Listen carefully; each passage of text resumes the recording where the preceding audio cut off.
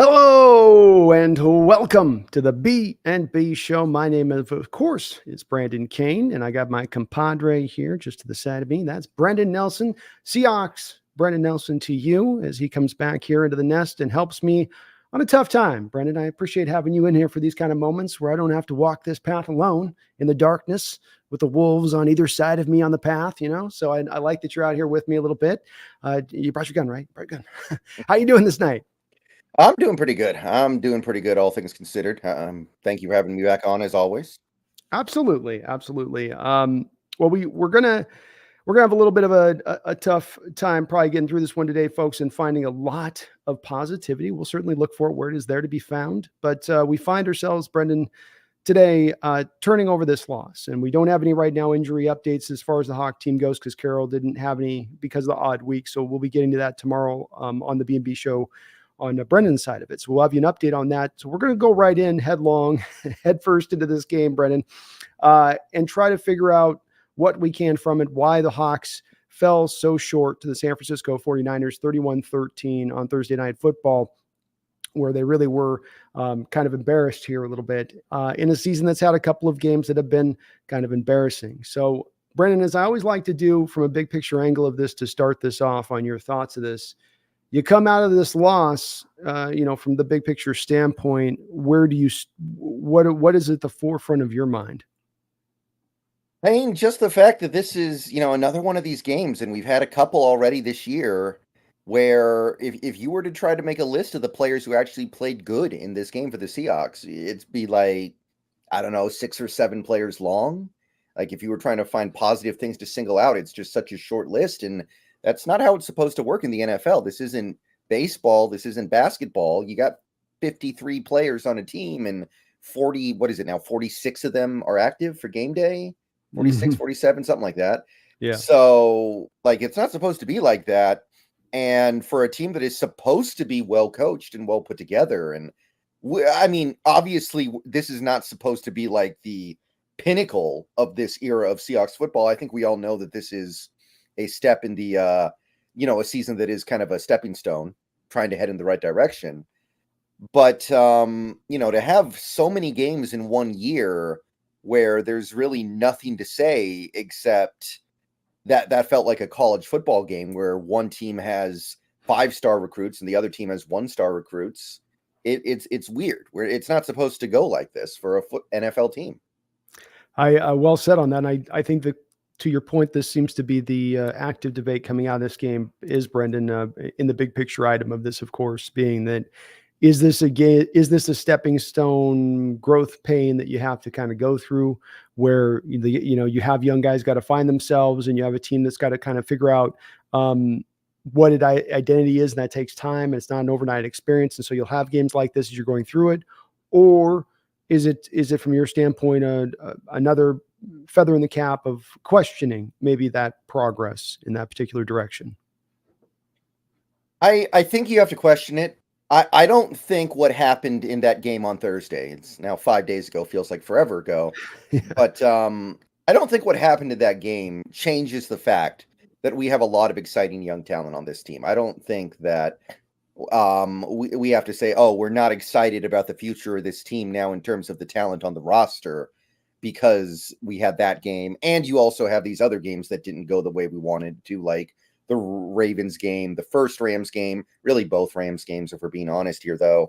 But it does make you wonder about the process of this team. And the example that really stuck out to me after that game was over, and I know this is what I'm about to say doesn't really matter, but it just highlights how dumb this team is sometimes with very simple things. The Seahawks are down 31-13 with about 5 minutes left in this game. They get the ball back, and Geno Smith is still on the field. And obviously, it doesn't matter. Nothing you do is going to be able to win that game. You're at that point, it's not even about winning the game. It's just about getting the game over with. But it just irritates me that, Geno Smith barely practiced that week because he was hurt. He's still hurt. You're already kind of asking for it by putting him out there at all. But you get to the end of that game, he's okay, but he's getting battered because your offensive line's playing bad. And you don't understand that it's very clearly time to put the backup in, put as many backups in as you can, and just get ready for next week. But Geno Smith is still out there throwing the ball with 4 minutes left in a game that is long over. And that's the kind of stuff that makes me really have to question the basic process, because that what I just described is not even a matter of like football IQ. It's like general IQ. It's a very basic thing. You have a quarterback that maybe shouldn't be playing in this game anyway. You get to the end of the game, there's nothing left to play for. You put him on the sideline and say, well, at least we escaped this week still having our quarterback healthy. And instead, you don't send him back out there and, put him back at risk of getting attacked by the best defensive line in the league. It's stuff like that that is really making me wonder about the long-term prospects of this team.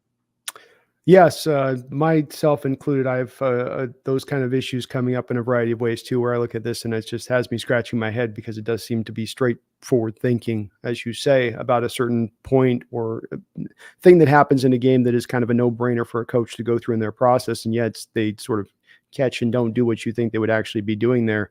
The rule of thumb, if you were.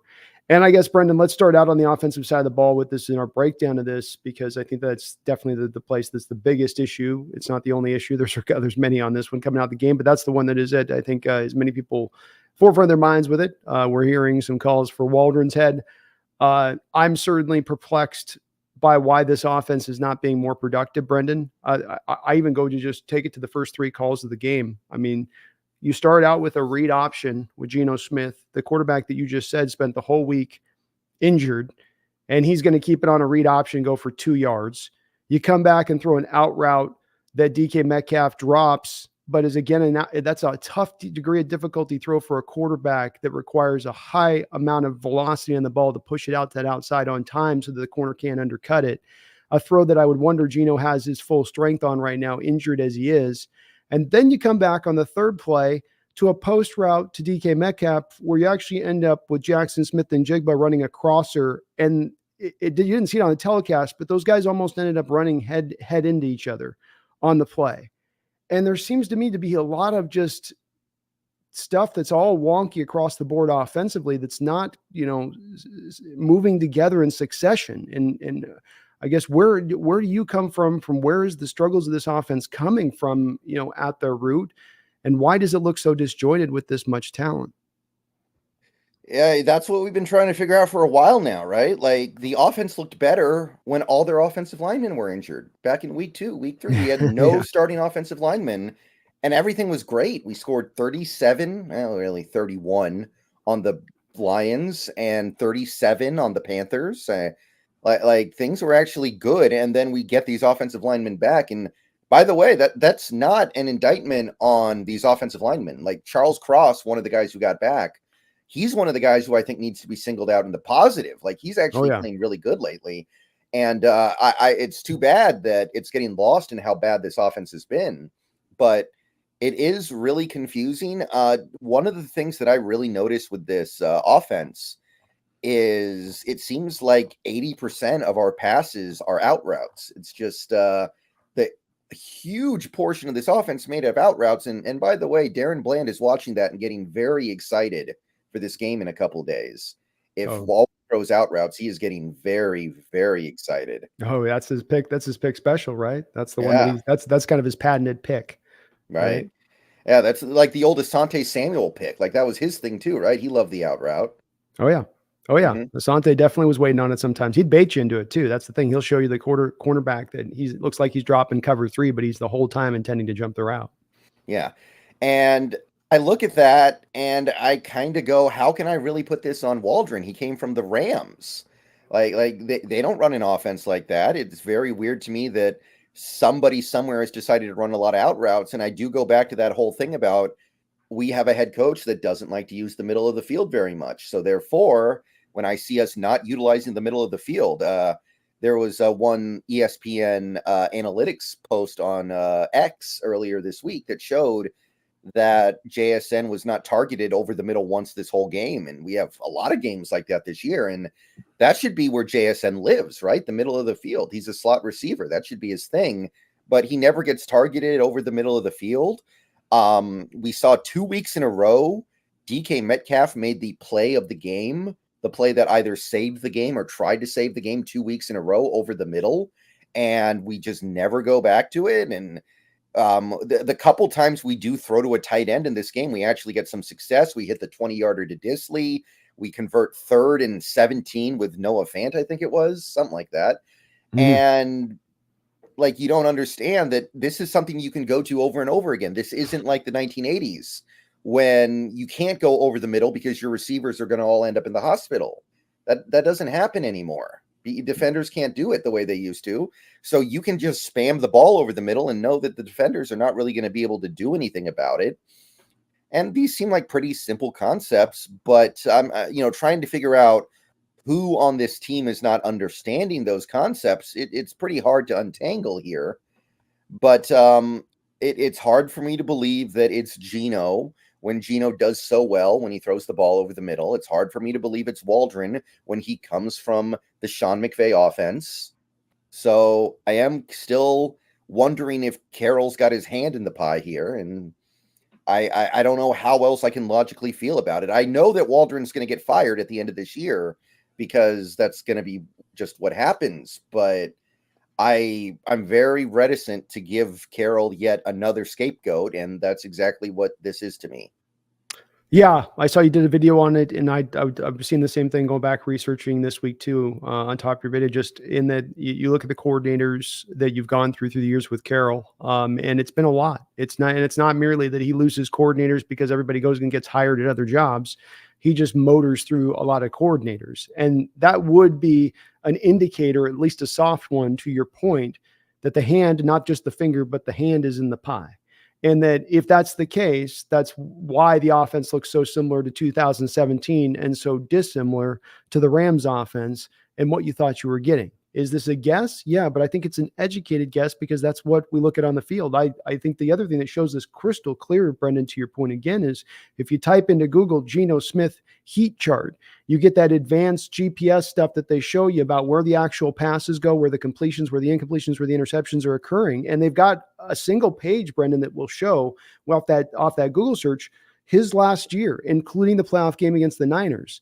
And so you look at that playoff game against the Niners, because that's what I went back to, and I was like, how did they play it last time? Because maybe they're just trying, and it's exactly the same. It's all to the outside of the field where they're just ignoring everything inside. And I go through this year's games on the heat chart, game by game, looking at them, and you look at them, and again, everything is like the wings of an angel on either side of the field, but nothing into that middle point. And then one of the games that he does his best, like that Panther game, I believe it was, where he throws for like 360 or something, he's actually peppering into the middle of the field on the heat chart.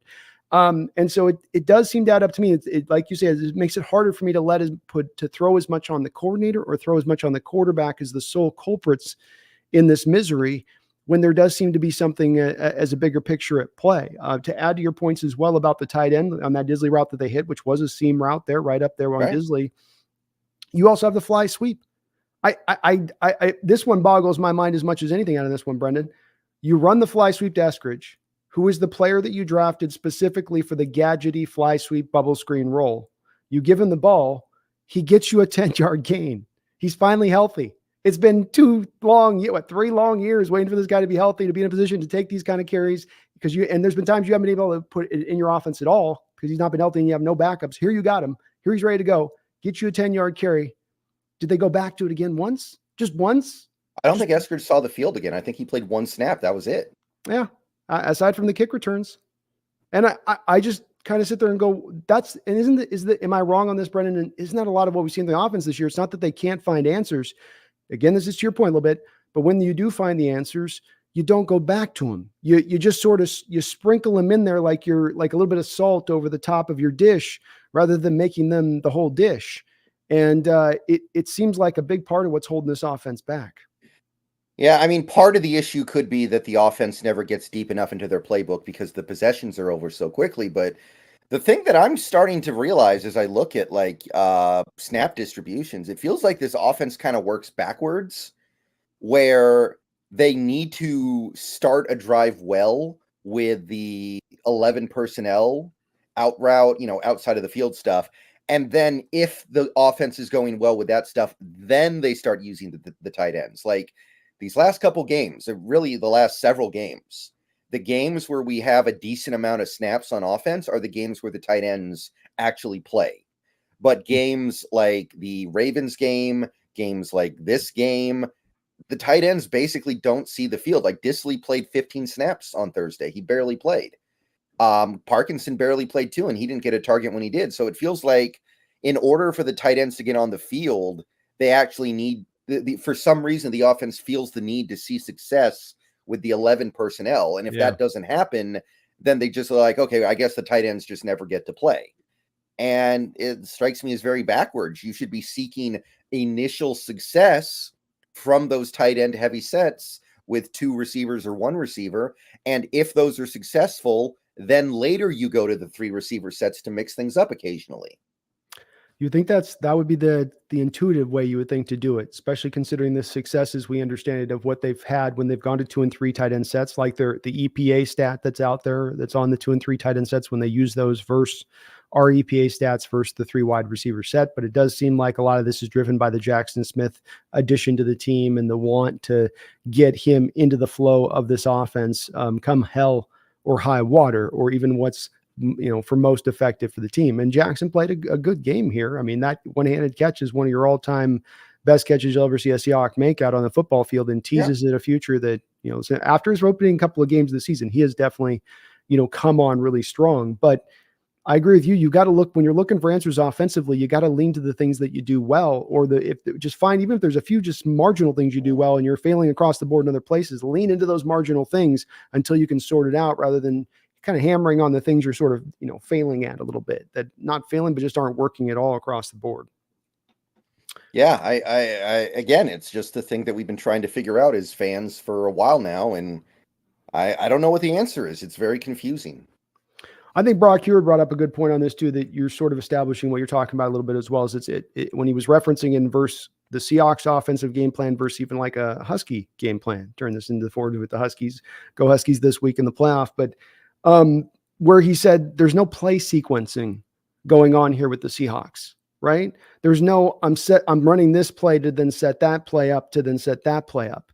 Everything's sort of like, how about this play? How about that play?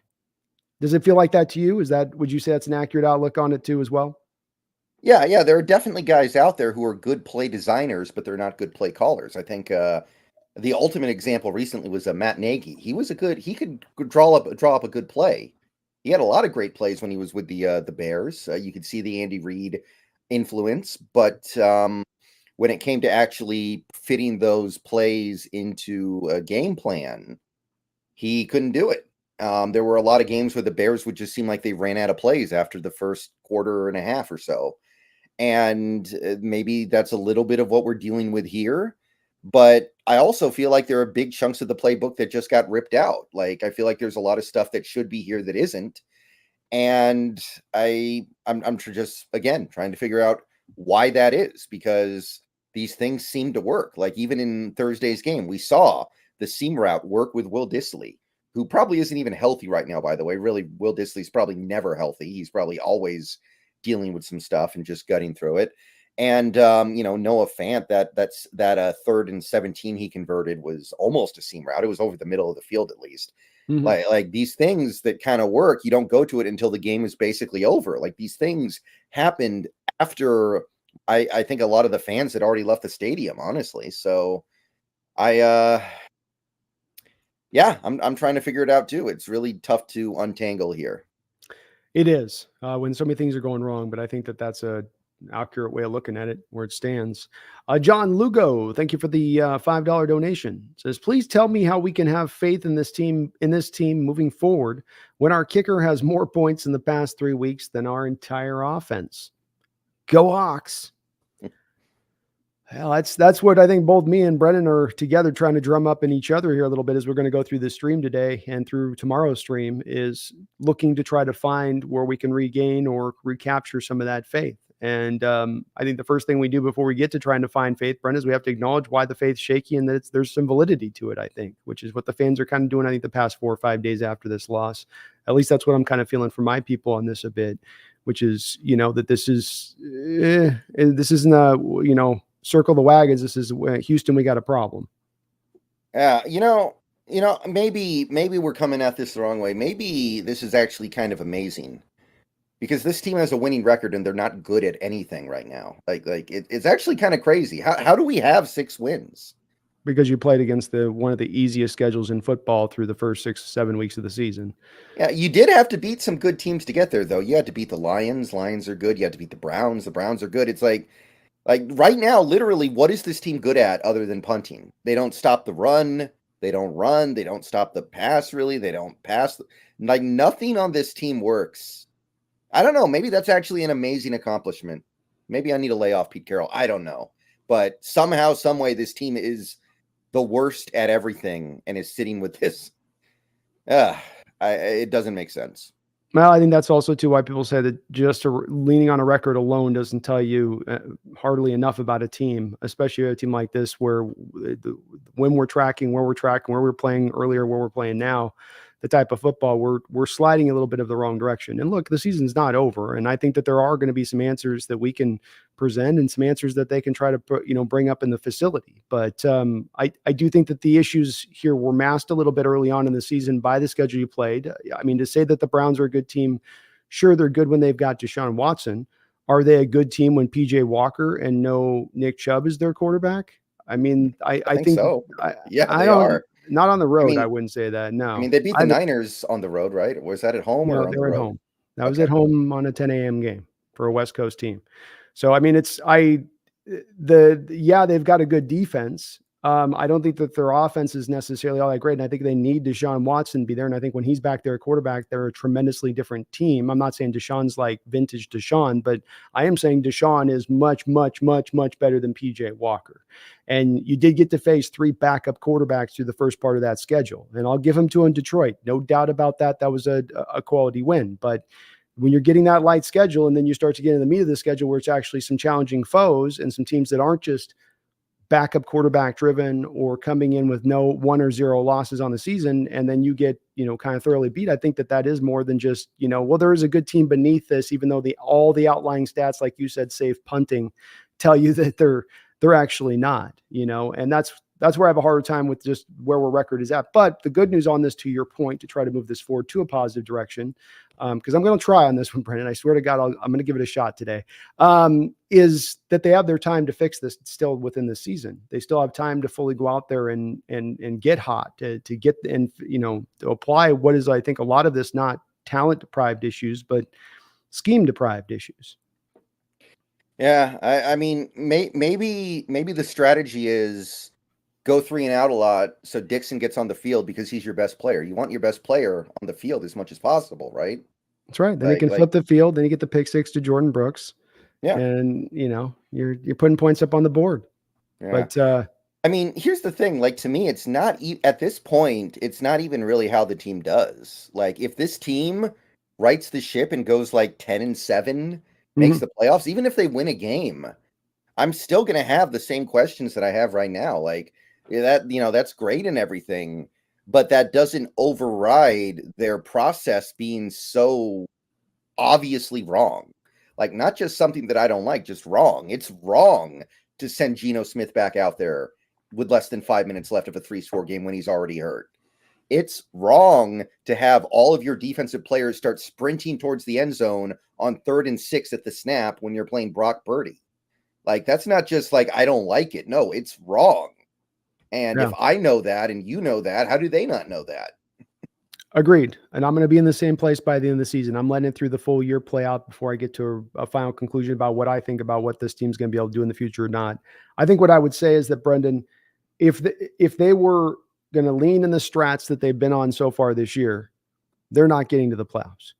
If you're going to try to apply this soft zone defense and no blitzing and offensively hammering the A and B gap runs, and it's all short or deep stuff and not a lot of pre-snap motion, all that stuff, all of the ongoing issues that have been there kind of week by week. If you don't do anything to change, you just kind of hope it's fixed itself. It ain't fixing itself. We ain't getting the playoffs. Even sliding into the back door of the playoffs isn't going to happen.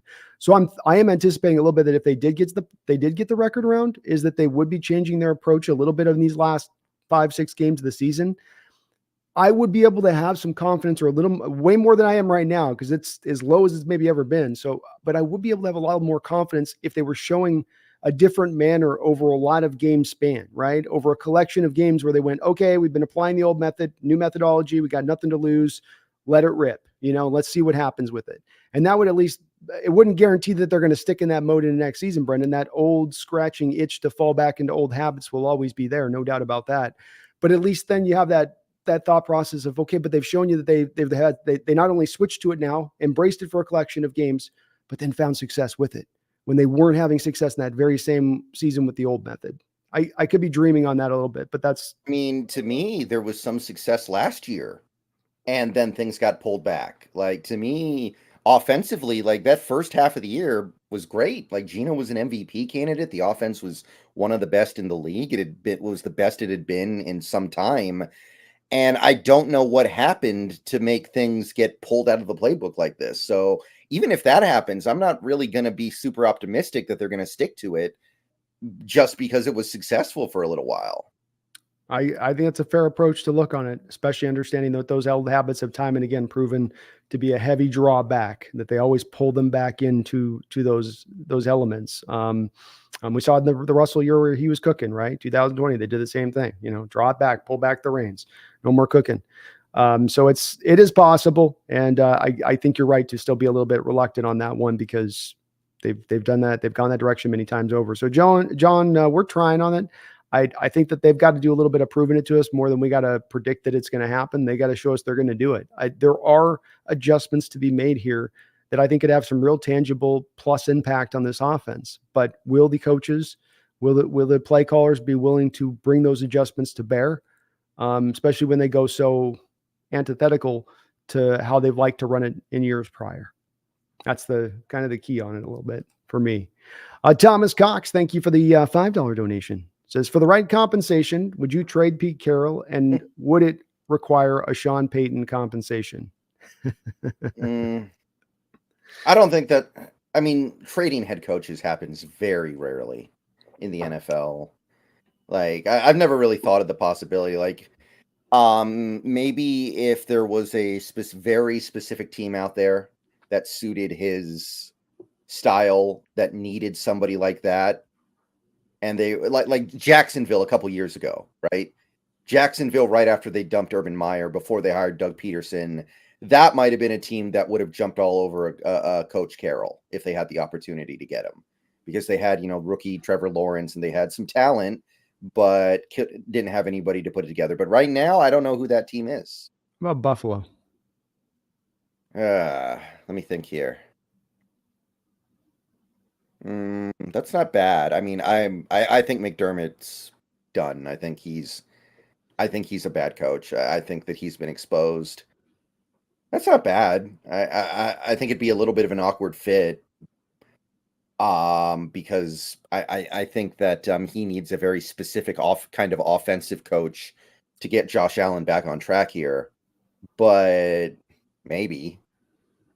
I think the thing with this too is that the unlikelihood here is that I think if Carroll doesn't get this to work in Seattle, I don't think he's looking to go somewhere else. I think he would love to coach as long as he possibly can, but that's with the caveat that it's in Seattle. I think that he doesn't want to uproot his family, move to a different place. But let's give your question, Thomas, the right consideration. Is there going to be a team, if he was willing to move on and wanted to go, but our ownership was kind of also done at the same time, kind of like what we're seeing with New England. New England's trying to right now set the stage to move Bill Belichick this offseason for compensation.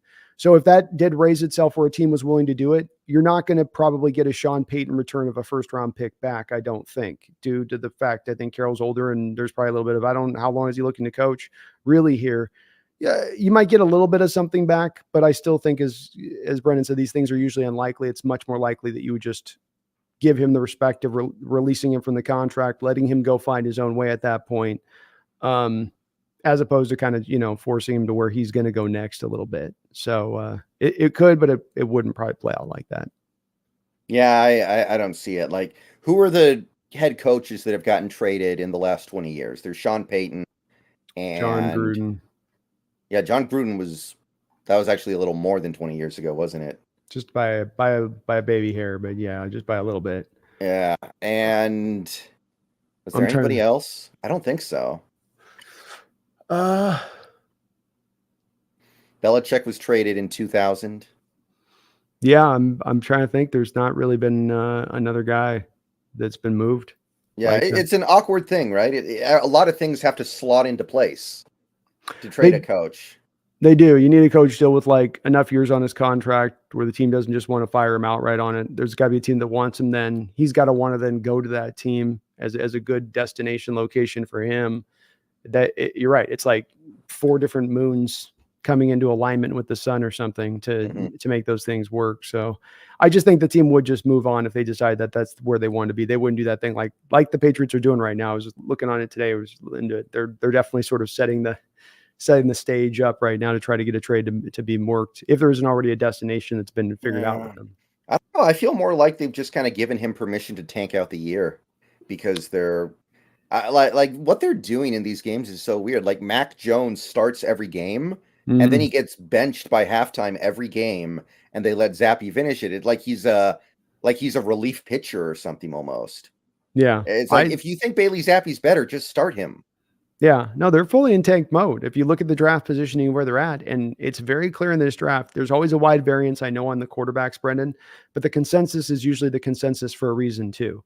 And right now, where we were with the consensus board at this time last year was Bryce Young and CJ Stroud were your 2 guys, and maybe Richardson could work in there, and Levis could maybe work in there. But those were your guys. There wasn't a magical surprise guy in the post draft process that was suddenly going to come out of nowhere to become a top 5 pick. It doesn't really tend to play out that way. So the Patriots know, Brendan, Caleb's off the board after 1. Bears are going to take him.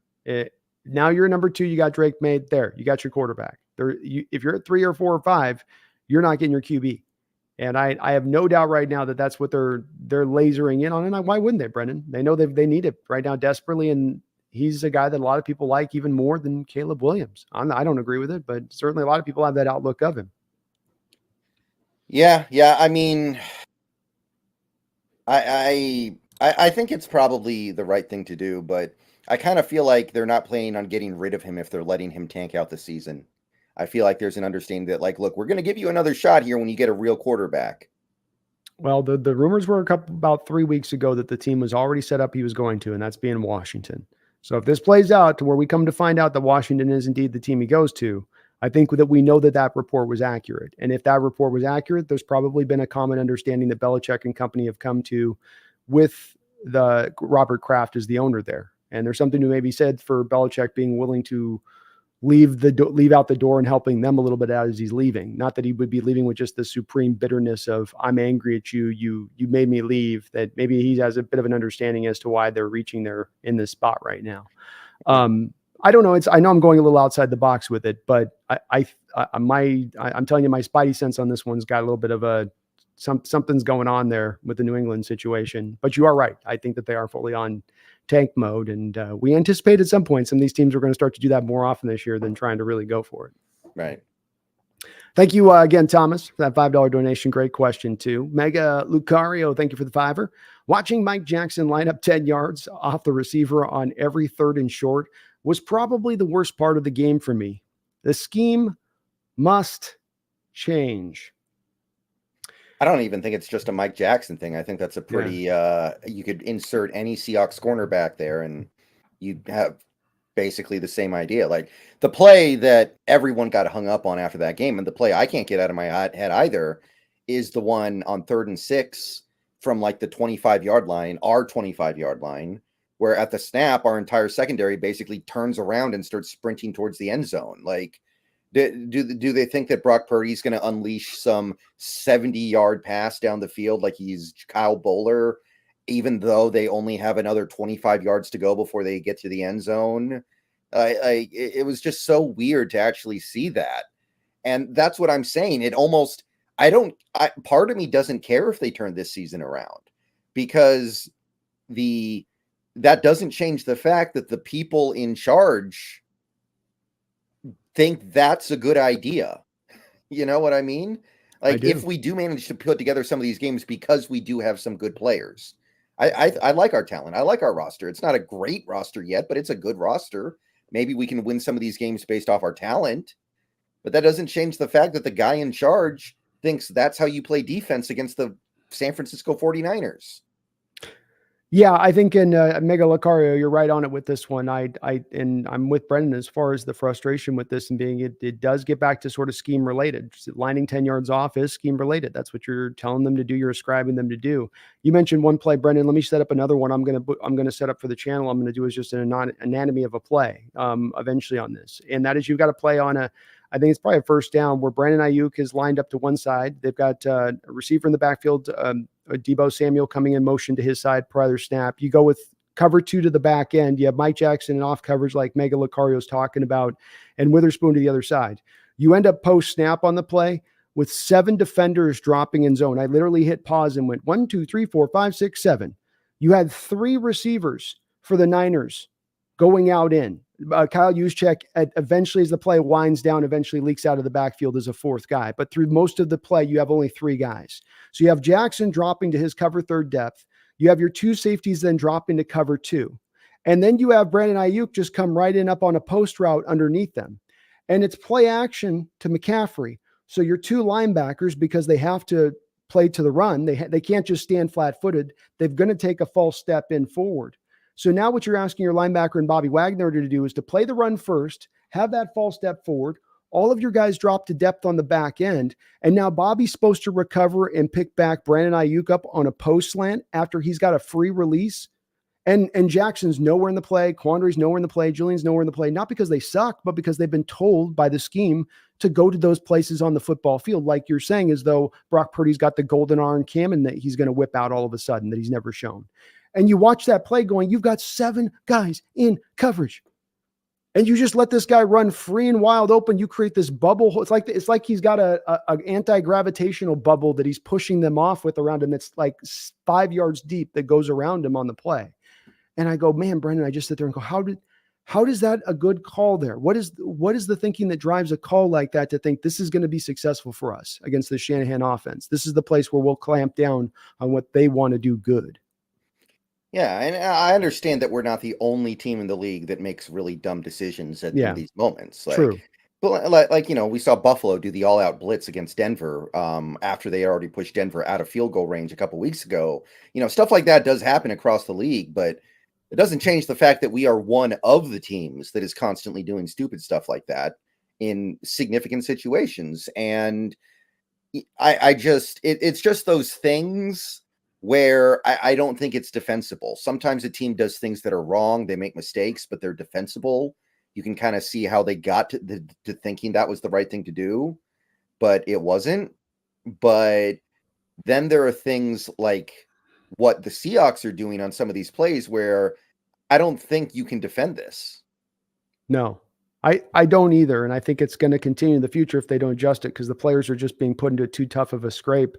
Jackson, for instance, on that play, he's got to play cover 3 and he's got Carroll's words in the back of his head saying, don't get beat deep. So he can't drive on that Brandon Ayuk post route if he's got the threat of it being, let's say, a sluggo, where it turns into like a slant and go kind of route or, a post and go kind of route. And then so he's got to make sure that he's staying fundamentally sound on the top, but there's nobody underneath to help him.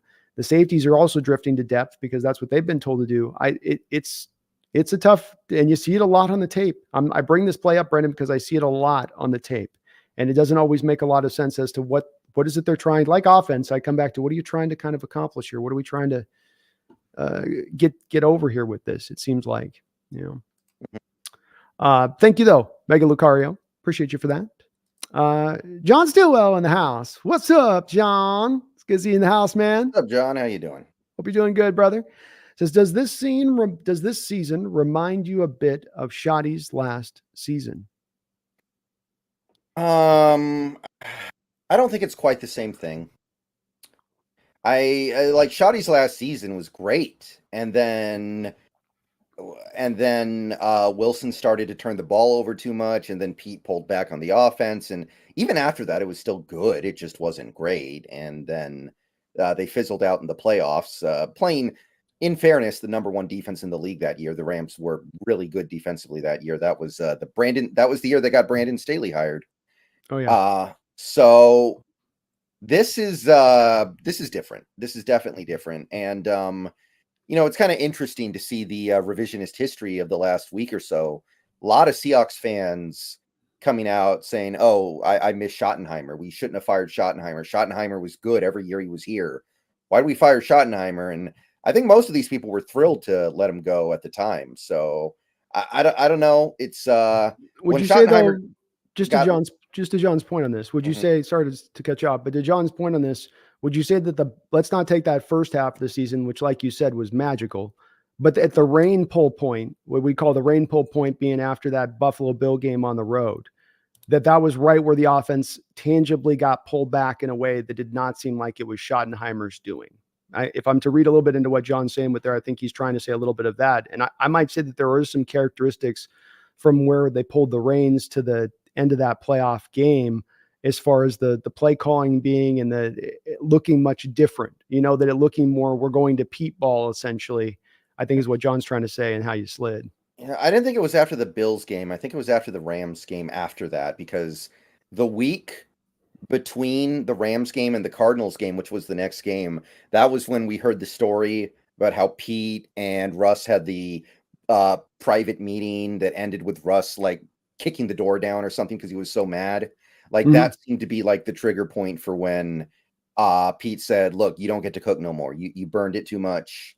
You're not going to get to cook anymore." And Pete and Russ didn't like that.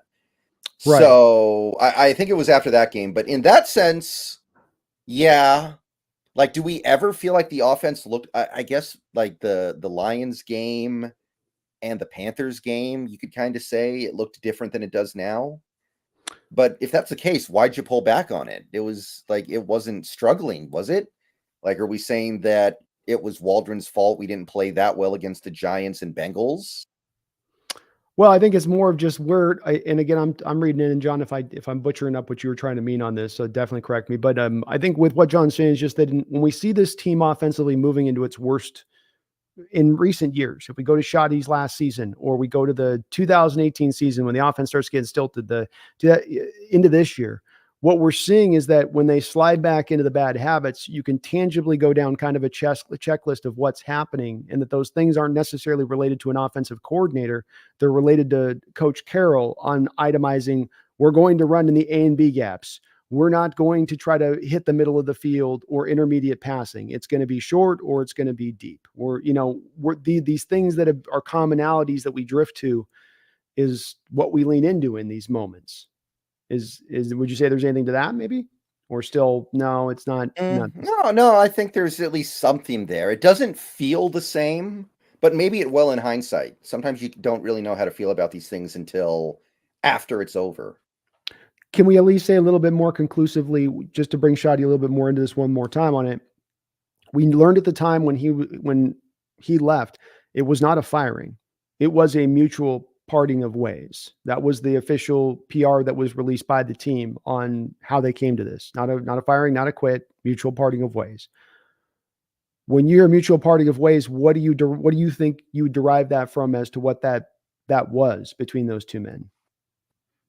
Yeah, when you put it together like that, it does make a lot of sense. Although I will say for me, when I hear things like that, I tend to not ascribe a lot of meaning to it. It's like when a coach and a team, we hear that a coach and a team mutually agreed to part ways. Sometimes I feel like that means the owner and the coach met and we're like, okay, we're going to fire you unless you've signed this resignation right now.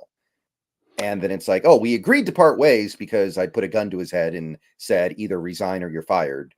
So I don't know. I never really put too much thought into that actually when it happened, because I was just like, well, that's just what they say. I don't know how that reflects reality.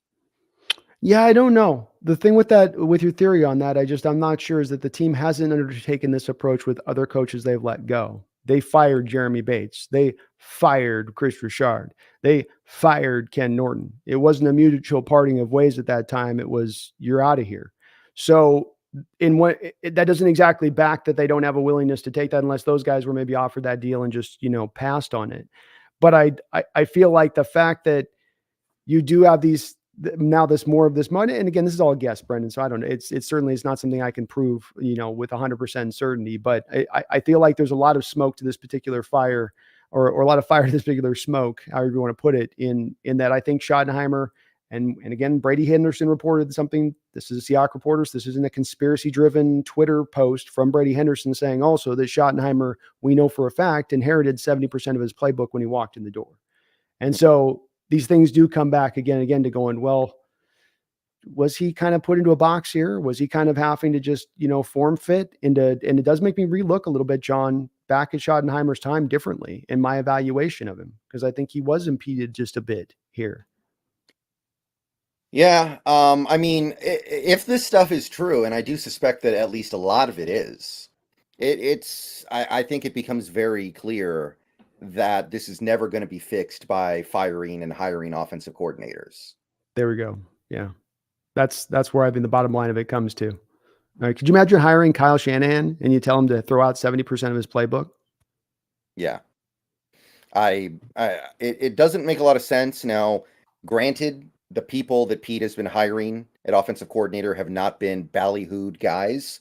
They're not guys that have a lot of people bidding on them. Maybe that's why we get them. I don't know. Maybe they're just like, oh, it's a promotion. Like, I don't care if I'm not going to be able to do everything. It's a promotion. I'm going to get more money. Maybe I'll get my name out there in a positive way. Yeah. Maybe that's how they look at it. And maybe that's why, I mean, these guys are not big names. Darrell Bevel was not some legendary offensive coordinator before he got here. Right. But we also know too that we had rumors of the fact we were looking for coaches. And I was doing some deep diving on this past week in prep for my last show I did, and looking at, how they came to the list that they came to with Waldron. Because remember, they provided a list to Russell Wilson of here's some coordinators we can bring in. Which one do you like the best? And reportedly at that time, they were having a hard time getting the creme de la creme, the prime candidates out there to bring in, because word was out on the street that you were going to have to come in and get the bit on your mouth and get the reins draped around your ears.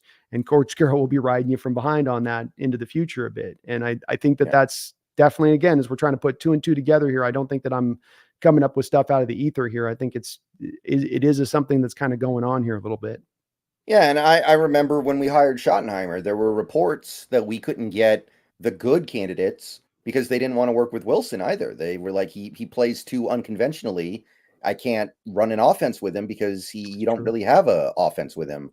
And I think that, I mean, you combine those two things and it's like, forget about it. Yeah, exactly. No. Yeah. If you have already one like that and that, no. I'm not signing for that. I understand it completely, Brendan. If I was an offensive coordinator, if I'm going to sink or swim, I don't want to be with somebody else telling me what I'm doing, because I'm going to take the full heat for it when it fails. Not like anybody's going to be like, well, the coach, and we're doing it now, but only years later for Schottenheimer. It wasn't like in the moment we were going, well, coach was hindering him, holding him back. We thought maybe a little bit at that time, but not to where it is a little bit now in the understanding. John, thank you for that 25 dono. John coming in with 225 donation drops. Jonathan, thank you for that, man.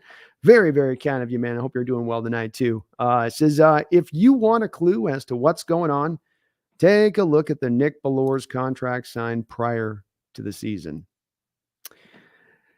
Yeah, that was I know what the kind of implication is here. The implication is that Pete's just trying to get his buddies paid more than anything, which is something that you will see in like the NBA. Like in the NBA, a team will hire a coach and then the coach will sign one of his former players from a previous team to like some obscene contract that he'd never get anywhere else. And it's obviously like, oh, he's trying to get his buddy paid one last time. I don't know if that's what happened here. Like, I think they thought Nick Bellor was going to be worth that money and he's not. Yeah. Again, I've said this before with Nick Bellor and I stand by it. I think there's a little bit of like the Udonis Haslam effect, where like the stuff that he adds value in does not show up on the games. It shows up from Monday through Saturday, not on Sunday. And I don't want to completely discount that stuff, but doesn't seem to be helping us very much right now. No, it doesn't. And Nick Bellor definitely was the start signing, I believe, of the offseason. It was Jason Myers and Nick Bellor is what they kicked off and how they were going to start spending their money. And between those two guys, you took a big chunk out of what you had to spend right off the rip, which was part of some of the issue at play this offseason and how they spent the money they have spent. It's been an issue for years, the way they spend it, especially with the 1 and the 2 year deals. But he was 34 years old.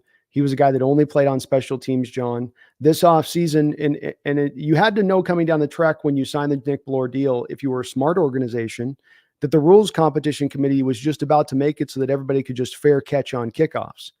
And so that was at the very least going to remove what, Brendan? 40% of kick returns on the season for NFL teams because they can just fair catch at the 1 yard line and get to 25 now. So that that much more removes the effectiveness of a Nick Ballore, who's already only playing 20% of the snaps as it is on special teams as it stands.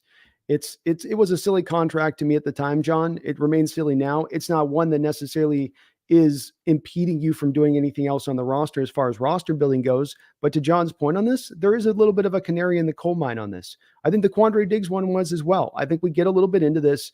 It's our guys. Look at all the guys we end up bringing back. We fall in love with our guy, Frank Clark. He's our guy. Bring him back. Frank Clark back. And it's like, they do the same thing with the coaches. You want to look for an outside coach? Do you want to scour the nation for the best coaches to bring in here? And let's go in house. Let's bring him in house, at least on the defensive side of the ball. And there's a little bit of a lack of imagination within that. And it's a little bit of, I think, falling a little bit too much in love with your own guys. Yeah, there's definitely some of that going on here, I think. And at least Frank Clark was cheap, right? At least when you find out Frank Clark is cheap, at least when you brought him in and found out, not surprisingly, that he's got nothing left in the tank. At least it didn't cost you a lot of money. But they're like Jarran Reed, and I don't want to hate on Jarran Reed. Like, Jarran Reed has actually played pretty well this year, but there is definitely a sense that, like, this is our guy, and we're going to have loyalty when loyalty shouldn't even really be a thing. Like, no, not in this context. Like, hire Nick Ballore as your special teams assistant or something after he retires, because if you didn't pay him, does anybody else pay him? Doesn't he just retire? And yeah. I think he does, or he's getting a veteran minimum wherever else he's going, in my opinion. So you've got to, the NFL is a little cold blooded. It has to be because of the salary cap and the injuries and how hard it is to manage to fit as many people as you can fit into the cap.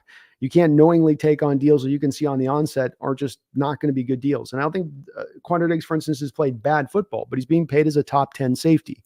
You chose to do that after he had this major injury on his foot. You felt bad about the injury. There wasn't a market out there really for him on the open market where he's going to get anywhere near that kind of money. You paid him what no one else was going to pay him at that point.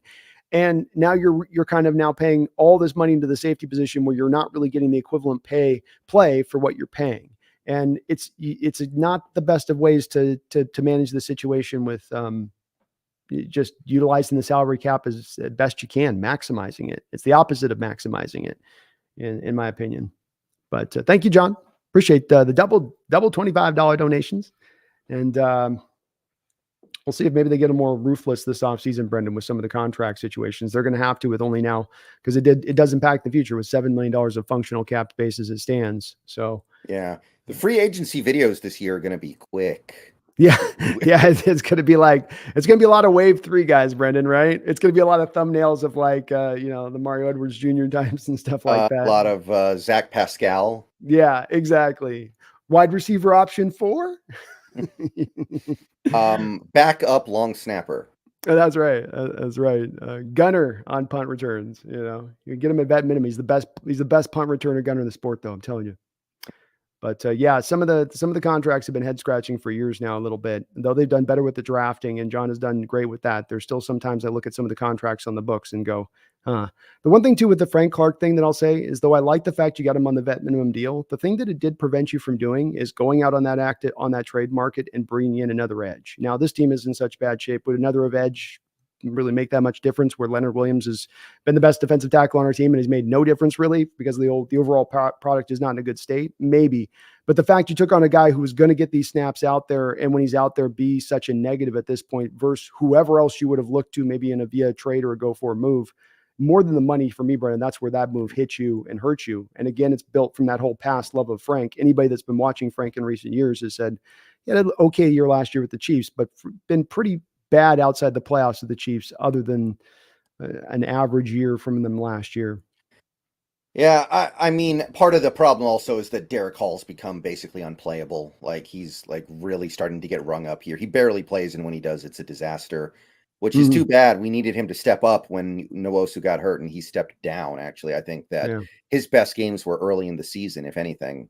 Agreed. But I mean, I think very clearly the play is just what they've basically been trying to do, just make Draymond Jones play edge a lot. And Mhm. he's been good, actually. He's had his best games the last couple games where he's played a lot of edge.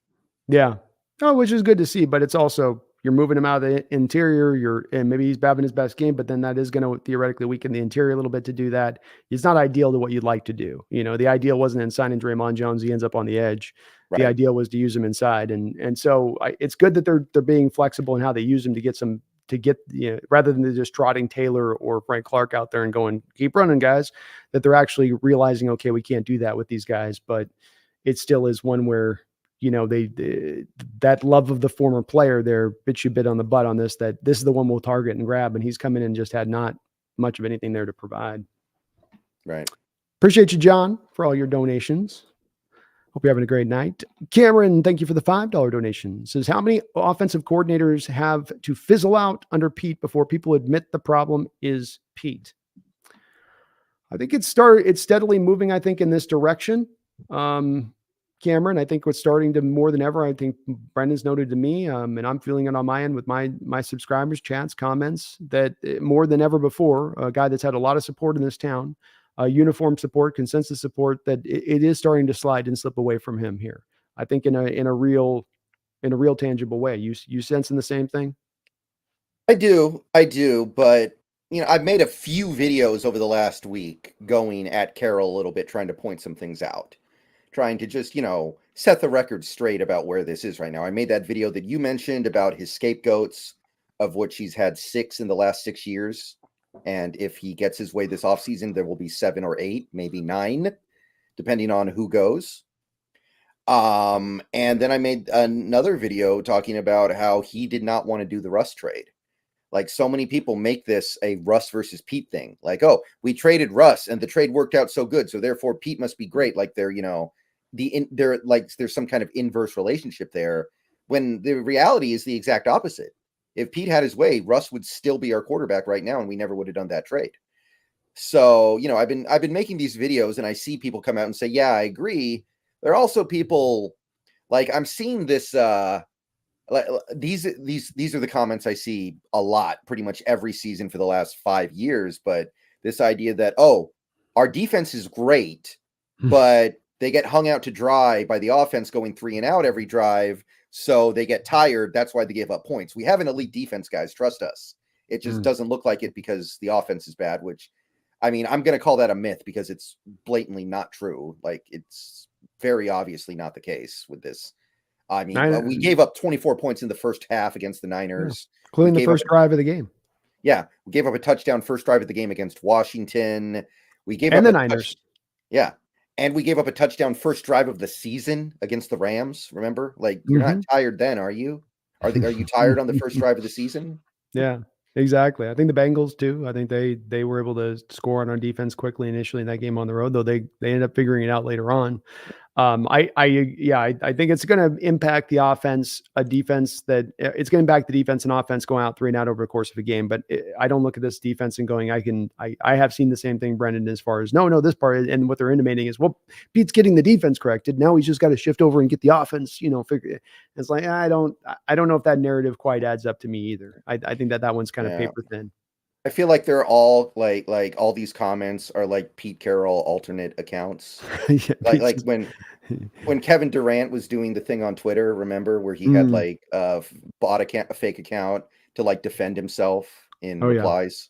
Oh yeah, no, it very well could be. I think they're falling away though, Cameron, and I'm not at a point yet where I'm saying Pete's got to go and that I've reached that stage of things. But I'm going to say, if these things hold true and they keep on, I'm going to get to the end of the year, Cameron, where I will be in that state where this was a time period for evaluation, both for the front office and Coach Carroll after Russ left. This 2-year period, you've had 2 years to show me progress. I want to see progress moving towards something. Not that they're contending this year or we're going to championships in those 2 years, but that you're making actual progress to reaching to that contending state. And if you show me signs instead of regression, which I can see down the line this year too often, then it gets hard for me to reach that place. And then it gets hard for me to have that faith or confidence in that coach moving forward. And I think, Cameron, it's going to be very hard for a lot of the fans to do so as well. So I don't know if it's going to mean enough to embolden change or to embolden anything does move in any direction, be it fire or just a change in their ways. But there's a lot of fans at this spot now, Cameron. There's no doubt about that. It's not just a meager few people that are, chirping out there in the fan base. It's getting very loud, and hopefully they're paying attention to it. I agree. Thank you, Cameron, for the $5. Peter Hugh, thank you for the $5 donation as well. Says, I don't think I've ever seen a team this bad on third downs on both sides of the ball. Nothing new, though. Been like this for years. Yeah. I made that video right after the draft talking about how, these picks are really good because they're all designed to help the team on third down. JSN is a great receiver on third down. Charbonnet is a third down back because he's such a good blocker and pass catcher. Witherspoon is going to help on third down because you throw the ball on third down and he's a cornerback. And all those things kind of became true, but it's still not helping. It's like this cruel irony. Just like how Leonard Williams has been our best player for the last month, and I can't even be happy about it because the trade to bring him in was stupid. It's like, I can't even enjoy the one good thing about this team. Like, this is not fair. No, it doesn't. No, we don't. Just give me a little bit of something to enjoy. Give me one bite. Like, nope, it's all rotten.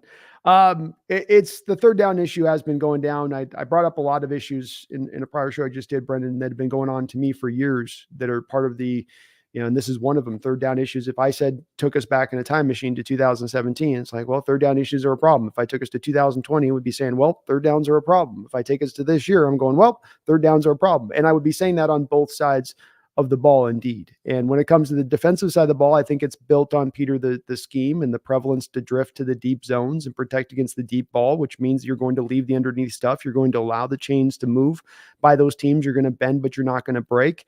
Often this team does break defensively, but that's what allows that to happen, I think, and why we, like you say, we've seen that thing for years on its own. When it comes to the offensive side of the ball, I don't have as many. I have no clue on this one. And this is part of that. Carroll just has a tendency to maybe drift us back to the old offense because we're not using the Rams offense. It is a West Coast based offense, which is supposed to be about moving the chains and offensive consistency. It's not necessarily one that's going to mow you out 35 points a game, but it's supposed to give you consistent drives so you can better manage the time of possession, so you can better keep that defense fresh that so many fans are clamoring for is getting exhausted. And yet we're not seeing that on the offensive side of the ball. I don't know why, Peter, when it comes to that second one. The first makes sense because that's the scheme's nature, and that's just what they're going to do.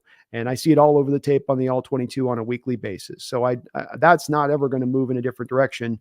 That only gets fixed, Brendan, if you get a fearsome foursome up front that can rush the passer in half a second, get back to eliminate those deep developing routes. The Niners. But, basically the Niners. But absent that, there is no real fixes because they don't want to apply those fixes. They like that scheme ran the way it is. When it comes though to the offense, I don't know. I have no idea, Peter. I really don't. It flummoxes me. I'm flummoxed. Right. Thank you though, Peter. Appreciate the donation. Thank you. Mega Lucario, thank you for another $5 donation. Says, does Schneider have the power to fire Pete? And if so, why hasn't it been done? Also, who's the best head coach for us? The enemy? I would be very surprised if John had the power to fire Pete. I seriously doubt. I'm pretty sure the only person who can fire Pete is Jody or I guess Chuck Arnold. Mm-hmm. Yeah. I'm as well. I agree with you. I'm 99% sure that Schneider does not have the power to fire Pete. I think if he could, he would, because they don't agree on anything anymore. I feel like they disagree on like everything. Well, you have to wonder too, especially Brendan, we thought about it. How many of those decisions, because Pete's vice president, have come down through the years that John's kind of had to take this is the kind of thing with Pete as coordinators or as general managers. He has all of this control. He exerts all of this control, but then the blame doesn't always come down to him. He's always got these kind of, you mentioned patsies or scapegoats, whatever term you want to use, that end up having to get in, including John, who it's like, John, why'd that Jamal Adams crazy trade? That's the worst trade in history. Why would you do that? It's like, well, my vice president head coach came into my office and said, make this trade happen by any means necessary. And so I kind of listened to my boss. It's like, that's a good point, John. I can't say a lot. And I don't know what John did or what Pete did, but Pete had the overarching say at the end of the day. He could tell John no on the Jamal Adams trade. That's too much. And I tend to lean to think, Brendan, when you look at all these trades that are made, when so many are made, Brendan, to defensive side of the ball to always help out the defense, it does lead me just a little bit to believe that maybe the defensive-minded head coach is coming into his general manager's room going, second round pick for Leonard Williams, make it happen. I need this.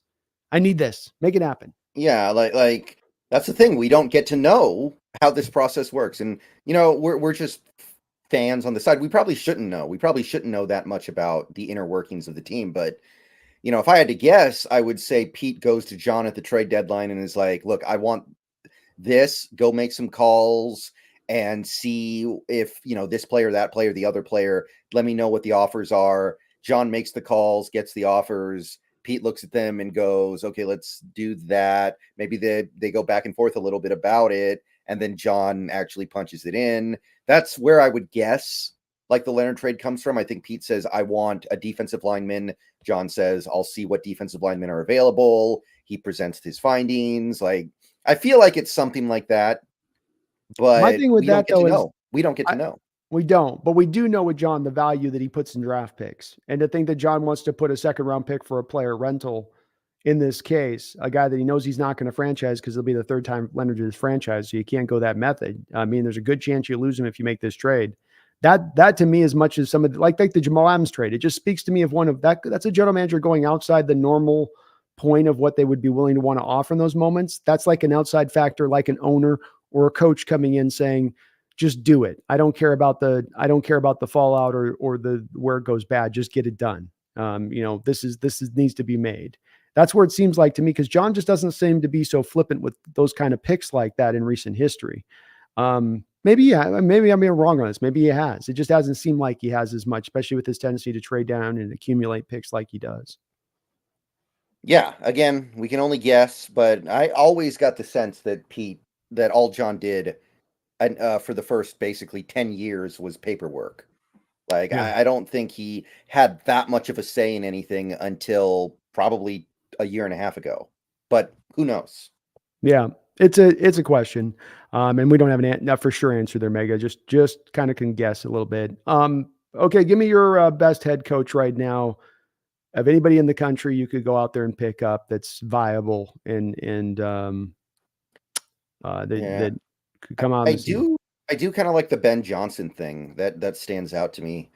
Bieniemy, I don't know about Bieniemy. I was really not on the Bieniemy thing, but this year has gone pretty well. So maybe like I was conflicted on the Bieniemy thing because he had such a scarlet letter for such a long time. Boy, But did he ever. he's having a good year with Sam Howell at quarterback on a sinking ship that knows they're going to fire everybody at the end of the year. So maybe I still would say probably Ben Johnson. I think that he really stands out for me.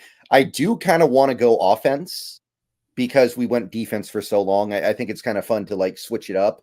Like the last long running coach was a defensive guy, so now go get an offensive guy and then alternate down the line. But I'm not necessarily married to that. I guess Harbaugh's kind of interesting. I don't know how to feel about that one though. I'm kind of on the fence on Harbaugh. That one's tough for me to figure out.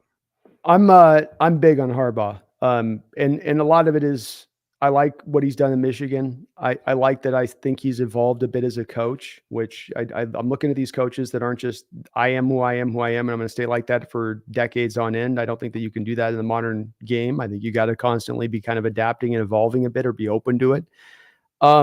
He is an offensive-minded coach, as you said, Brendan. I tend to think offensive-minded coaches can help defenses. I'm starting to get to the place where I don't think necessarily a really great defense helps an offense, because a lot of times for the excuses people were making that we just talked about 15 minutes ago being you have a defense that's great through the first 2 or 3 quarters, but the offense is sucking. They get them tired out. Then by the third quarter, they're gassed, and now they can't hold on as tight as they once did throughout the course of the game. Flip it the other way. You have an offense that's balling out through 2.5 quarters. They're keeping that defense off the field, keeping it fresh, keeping it ready, keeping it good to go for when they get in that third quarter. Maybe they don't have the talent to match up against the opposing offense, but they will be fresh. They will be able to go 100 miles an hour. They'll have room for error because they got an offense that's scoring points. I think it's about going offensive minded as a head coach. That's the pathway. That's why more NFL teams are going this direction. I think it's the smart way to go. With Harbaugh, you get that check, Brendan, and you get a guy who, as well as this is the part that just kind of, you take all that together and then put it with the final part, which is that we had our best success. I know I've told you this before. We've been our best success for head coaches with Chuck Knox, who was established, who had been to a variety of places and done great work. You had Holmgren, won a championship in Green Bay. You knew you were getting a legit coach. You knew you were getting a guy that could guide the thing forward. And then you did the same thing with Pete Carroll. And just like with Pete Carroll, Harbaugh is almost an exact copy of what Carroll went through as far as his route goes, with starting out head coaching. Harbaugh had way more success than Carroll did, went back to the college level, competing for national titles. Now he comes back to the pro, more well-informed, also going to probably get a little bit of that benefit that Coach Carroll did. Remember that benefit he got when he came in, Brendan, being that he's been scouting and evaluating all these players in their homes, looking across the country at these guys, already getting a pretty advanced look at some of the players that he'll be looking at potentially drafting or picking down the line, down the road as well. And maybe that can be a little bit of a benefit for Harbaugh, like it was for Coach Carroll when he walked in and they had those great drafts. Yeah, you're not afraid of him needing Connor Stallions. You're not worried about that. I don't think the Stallions is pulling the Harbaugh cart. No, I don't think that's the main driver there. Yeah, I mean, it doesn't even have to be somebody like super over the top sexy. Like, look at what Mike McCarthy's doing right now. Like, that's a guy who, he's an offensive minded coach, but he was another guy who was just, when he got hired, everybody just kind of shrugged their shoulders and were like, yeah, that's okay, I guess. And look at how good he's been. Like just getting that offensive minded coach, and who's had a year out of football to like study up on the things he didn't understand before. Like, that's a big deal. Yeah. And Bieniemy's growing on me like he is on Brendan Mega. I still am a guy that's a little bit where that Scarlet A's, it's faded, but it seems to still be there in my own mind a little bit. I wonder why so many teams are reticent for years. There's some, when I see a lot of NFL teams doing something across the board, I don't just get dissuaded. I'm kind of like, wait, let's put our ear to this a second. Why is there so many that are uniform on their outlook of this, which would normally be, there's so many guys under a Reed that got hired as head coaches. You mentioned the Chicago guy. I mean, there's so many across the board. Why is this one guy not? Why are these teams so pulling back on it? And it could be that they weren't being fair to him. That's possible, but I'd want to look a little bit deeper before I'd get to the enemy point. And I really want more of a tried and true. Yeah, it's like when a draft prospect starts falling and nobody takes him. Yeah. And it's like, wait a minute. Oh, he got gangrene and his leg fell off. Oh, okay. Right. Yes. His knee's about to explode. It's a literal ticking time bomb. You can like just have him move his knee. You can hear it click, click, click, click.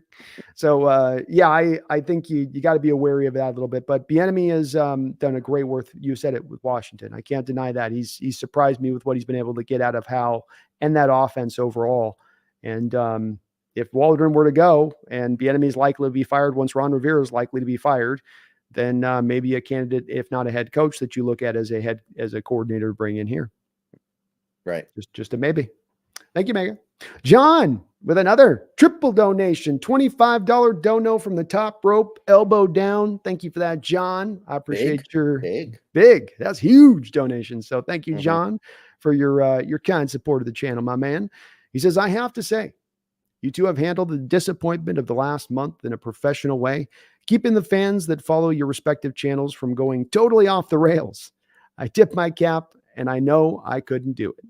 Oh, well, that is very, very kind of you to say, John, and you are very kind in all your support with both of our channels, as you do. It's very, very appreciated. Yeah, this is a tough area to negotiate, John. There's no doubt about it. Brendan's been here for a couple of years, and he's done it. And Brendan, I'd love to hear your perspective on this. When you first come through there and you've got to broach into territory of negativity or things that aren't exactly speaking effusively about the team, over time, you really try to learn the right elusive way to get across, or you're trying to get across where you don't get in that place, to use your words, John, that things go off the rails. Did it take you a little bit of time yourself, Brendan, on that to kind of find the footing with that, for how where, they go, oh, you're just ranting, or, oh, you're just, you're in your emotions. You're just feeling it, to find that right tenor that actually listen to the message I'm saying, not just the emotion within my voice, so to speak. Yeah, that's why I don't do very many watch-alongs for the Seahawks games. I do like maybe 2 a year.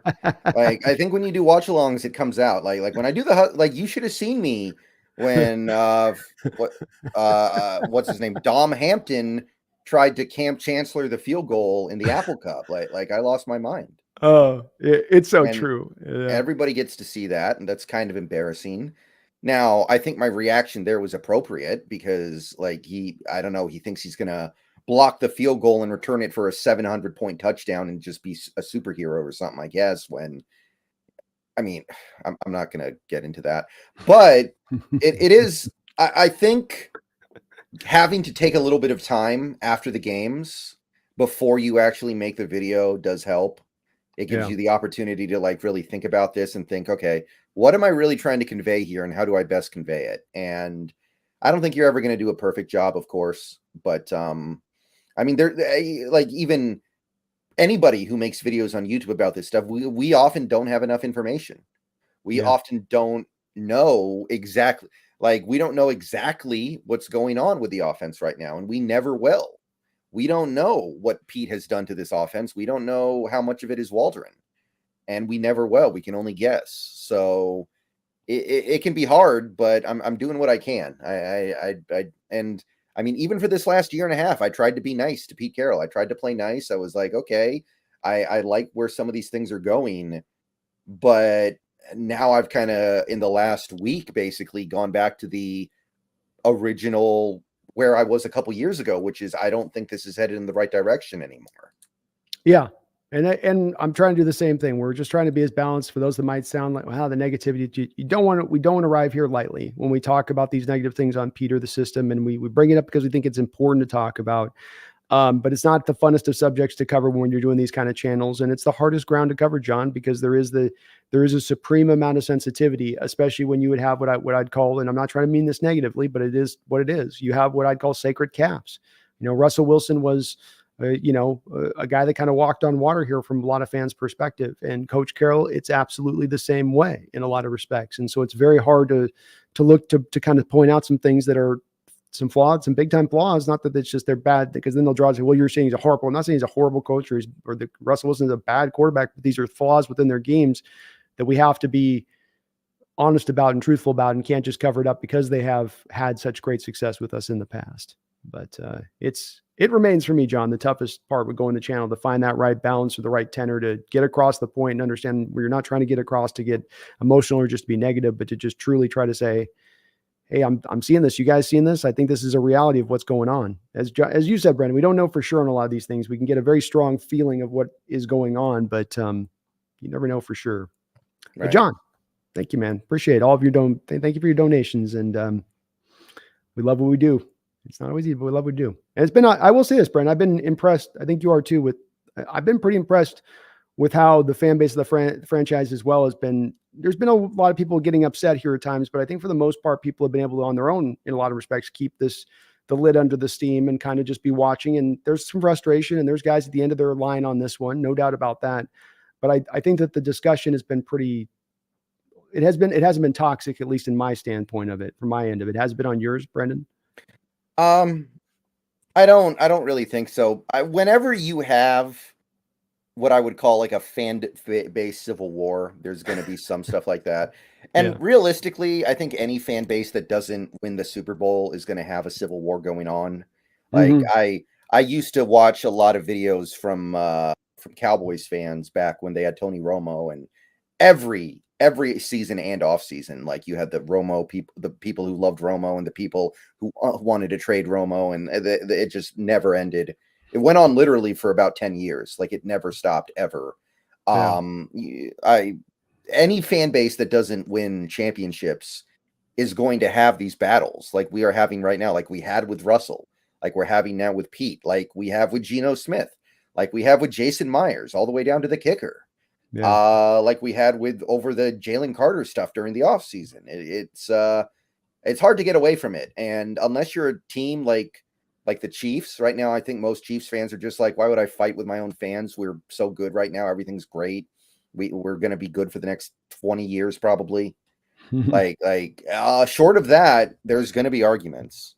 Yeah. They're probably the only one where the fans got their hands behind their head and they're just chilling, you know, like, well, we'll get a Super Bowl back there next year. If not this year, we'll get back there soon. We'll be right back there. But thank you, John. Appreciate all of your donations, man. Triple 25 drop, top rope. You're awesome.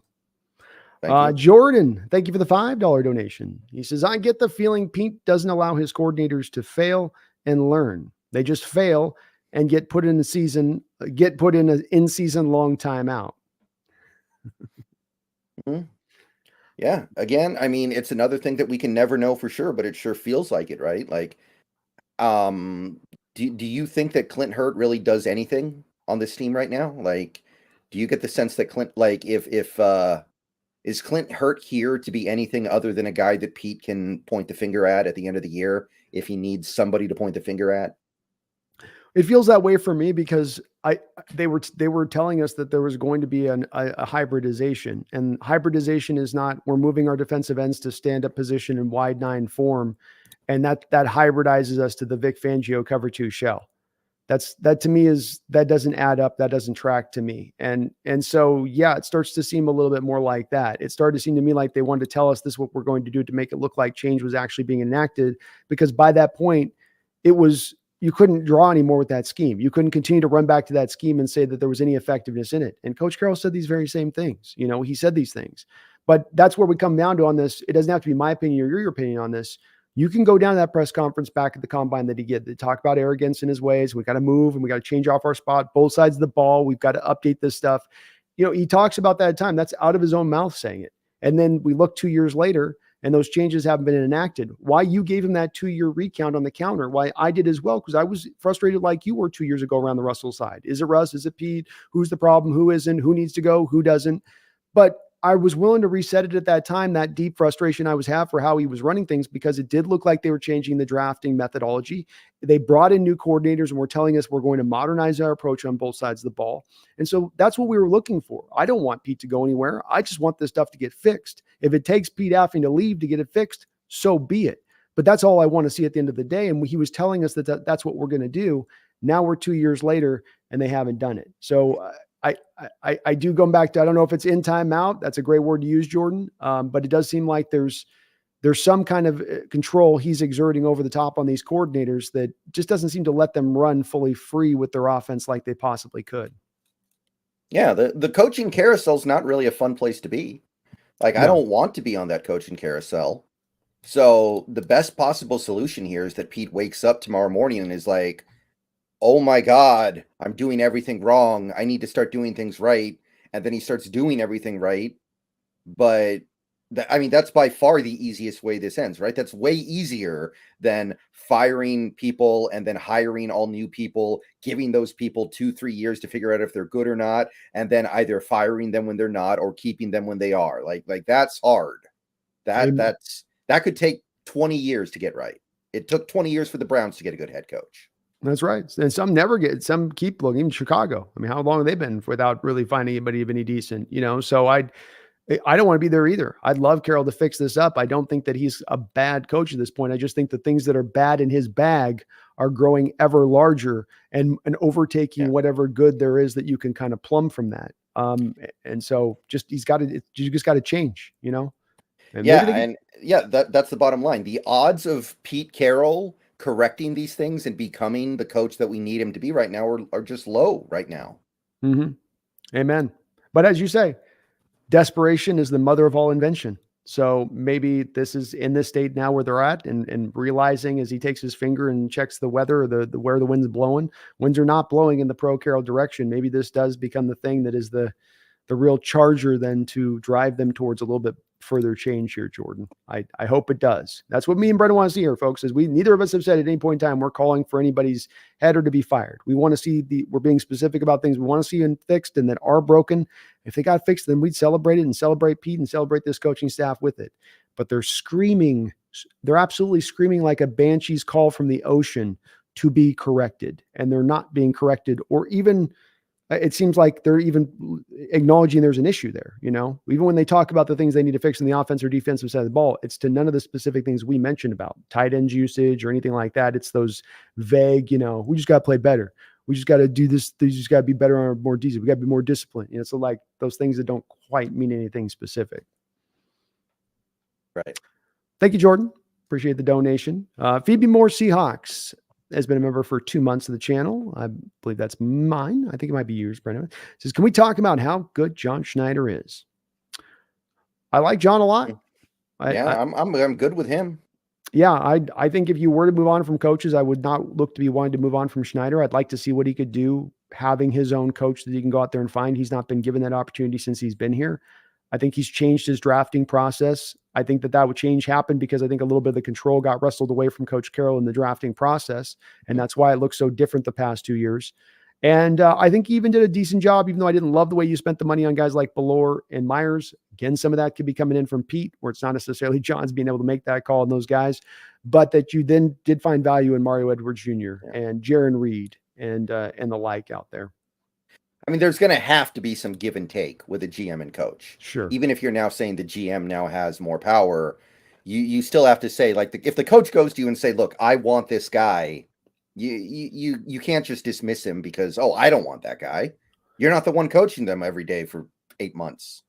Yeah, you want there to be a symbiotic relationship between the two where it's not just he's there to be no. I think the problem, though, comes into play on this is how much of a no can John do? Because it's one thing to say, I want Leonard Williams, and Schneider to say, okay, well, that's for half a season of play.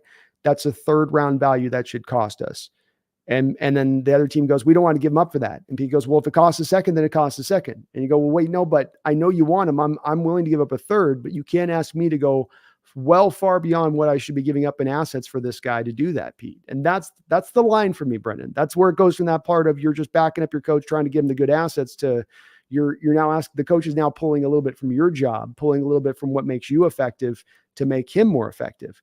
And that's a worrisome thing for me. I mean, to me, the way I kind of look at it is that Leonard Williams has been great since he got here. He's played 4 games here, and they've all been good. I think he's been good in every game he's played. No problem with Leonard Williams. So I think that in a vacuum, the trade's okay. The onus is on the team to actually hit the afterburners so they ascend from a good team to a great team because of the acquisition. And that's the part that didn't happen. That's the part that is Pete's responsibility. He's the coach of the whole team. Mm-hmm. So, like, even if the Leonard Williams trade was on some level John, then I don't think his part of it was bad. The part of it that's been bad is, oh, yeah, we need the team to actually become a great team or an elite team because of this trade. And that hasn't happened. That's, to me, that's more of a Pete thing. So, yeah, that's kind of how I look at that. I do as well. And certainly with Williams, his value will be also derived if they are able to bring him back on a contract extension. That also does change the way we view the trade too, because now it's not just about a half-year rental. You're having him here for the long term, and you maybe weren't as likely to be able to grab him in free agency if you waited to that time period to pull him in. Especially with all the teams who have all the money to spend this offseason. Thank you, though, Phoebe. Appreciate you. Holy Hand Grenade with the $2 donation says Tom Brady for head coach. Yeah, you know, these former superstar players, they're a crapshoot on whether or not they become good coaches. They really are. It is always that frustration. They always come back to you hear them talk about where the great players will always just start, going, why can't you do it like I used to do it? Why couldn't you be as great as me? That was the whole Jerry West thing with the Lakers back in the day was, do it like I used to do it. Like, I'm not as good as you, Yeah. Shout out to Antonio Pierce. Although Antonio Pierce wasn't a great player. He was a good player for a little bit. Very good player for a long time. A real solid, he was kind of he was a Mike Vrabel type, right? Kind of a just he'll never make the Hall of Fame, but he was good. But good. Yeah. But Tom's embedded with the Raiders. He's more likely to become the Raiders head coach at this point, Holy Hand Grenade, because he owns a part of them than he is to be anywhere else. But I don't think he would ever. There's no way I could see Tom Brady put on a headset. Yeah, I mean, head coaching is hard. Let's be real here. Like, the hours suck. Like I've theorized before that being a head coach during the season is you're working 100 hours a week. If you put it all together, it's probably more than 100 that. hours. I'd say it's more than that. I bet you're. What do you think? 120? I think you're at 120 men. Yeah, and I mean, we know like Bill Parcells ended his marriage over football. Like he decided when he went back to the Cowboys, his wife was like, "Look, it's football or me," and he was like, "I choose football." That's right. Those are the choices you have to make. So it kind of sucks to be a head coach. Now Brady already got divorced, so maybe he's like, "Oh well, that already happened to me. You can't take that away from me now." So, but he's not going to do it. Yeah, I just can't. I can't see. I can see much more from the ownership standpoint, exerting some of that kind of control from the top down like that than the actual head coach, because then he doesn't have to do the long hours. You can just kind of come in there and be like, "Yeah, I think you should do that."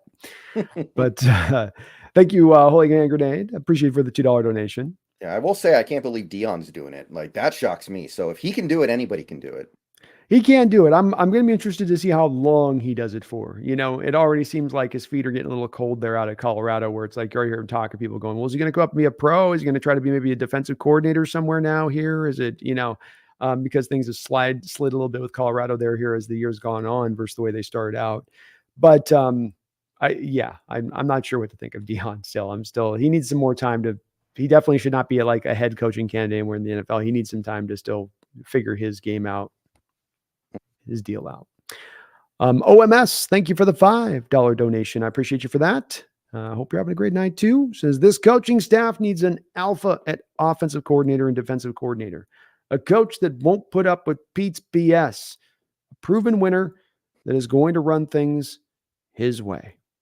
Well said, Oms. Very well said. Hard to find those guys. Hard to find those guys. And I think that when it comes down to putting up with Pete's BS or telling Pete where he can shove you should call this, you should call that. It's probably an easier said than done thing for a guy that's still, as we understand it, vice president on top of being head coach. So the control that he still exerts and how much power he still has, OMS, is never going to allow any kind of coordinator to come in here and overrule him.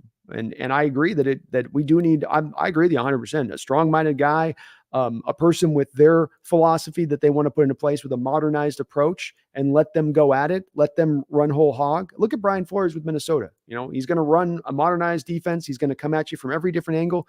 That's a defense in Minnesota that's not super stacked up this year. They're getting old. They're getting less talented than they've been in recent years, absent maybe Daniil Hunter. And yet he's still able to manufacture a lot of their production defensively because he's such a good coach with such a good idealized approach to what he's doing. I think that is what you need. I think both sides of the ball desperately do need that. I think that's a bit of the problem at play here, Brendan. We talked about the last defensive coordinator hires that have come. Dan Quinn, former coach. That one worked out great. But then you go Chris Richard, in-house coach, you raise. Ken Norton, in-house coach, you raise up. Now Clint Hurt, in-house coach, you raise up. This speaks to the fact that you're not looking for outside ideas brought in. You want ideas in-house. That's what that says. That says we don't want somebody coming in challenging us, challenging what we think and how we go. I want you falling in line. And if it was just one in-house hired, maybe we couldn't say that.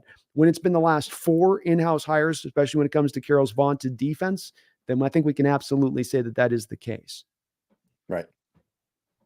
Thank you, Oms. Appreciate you, though. And well said on your part. Thank you. Kronos, celebrating 21 months here on the Hawks Nest. Thank you for that, Kronos. Says, I can honestly say I would prefer Jerry over Tepper as an owner. He's, of course, saying Jerry Jones over Mr. Tepper out there in Carolina as an owner. I thought he maybe meant Jerry Richardson, who Tepper replaced. No, he means Jerry Jones. Okay. I was a little confused there initially, but yeah, that's especially now.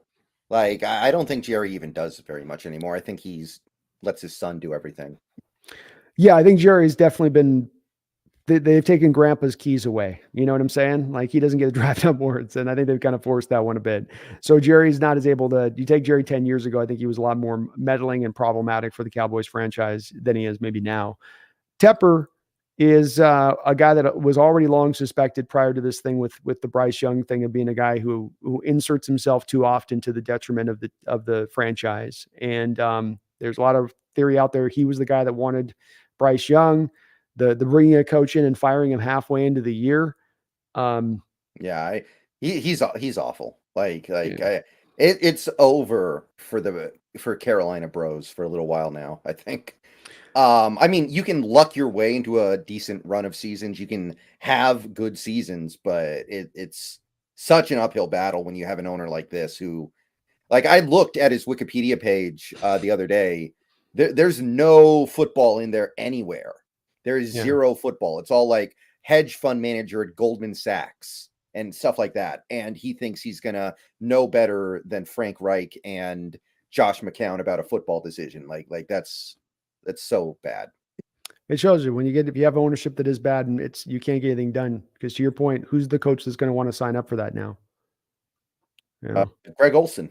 Yeah. Maybe Craig goes back there. Maybe he brings Cam Newton as his offensive coordinator, but Tepper is definitely emerging now as the guy that starts to take over for the Jones and maybe even Davis as the new kind of a-hole owner of the moment who can't keep his hands off of, business. Yeah, I think that Schneider was actually like the worst example of that. Some of the stuff that he would do.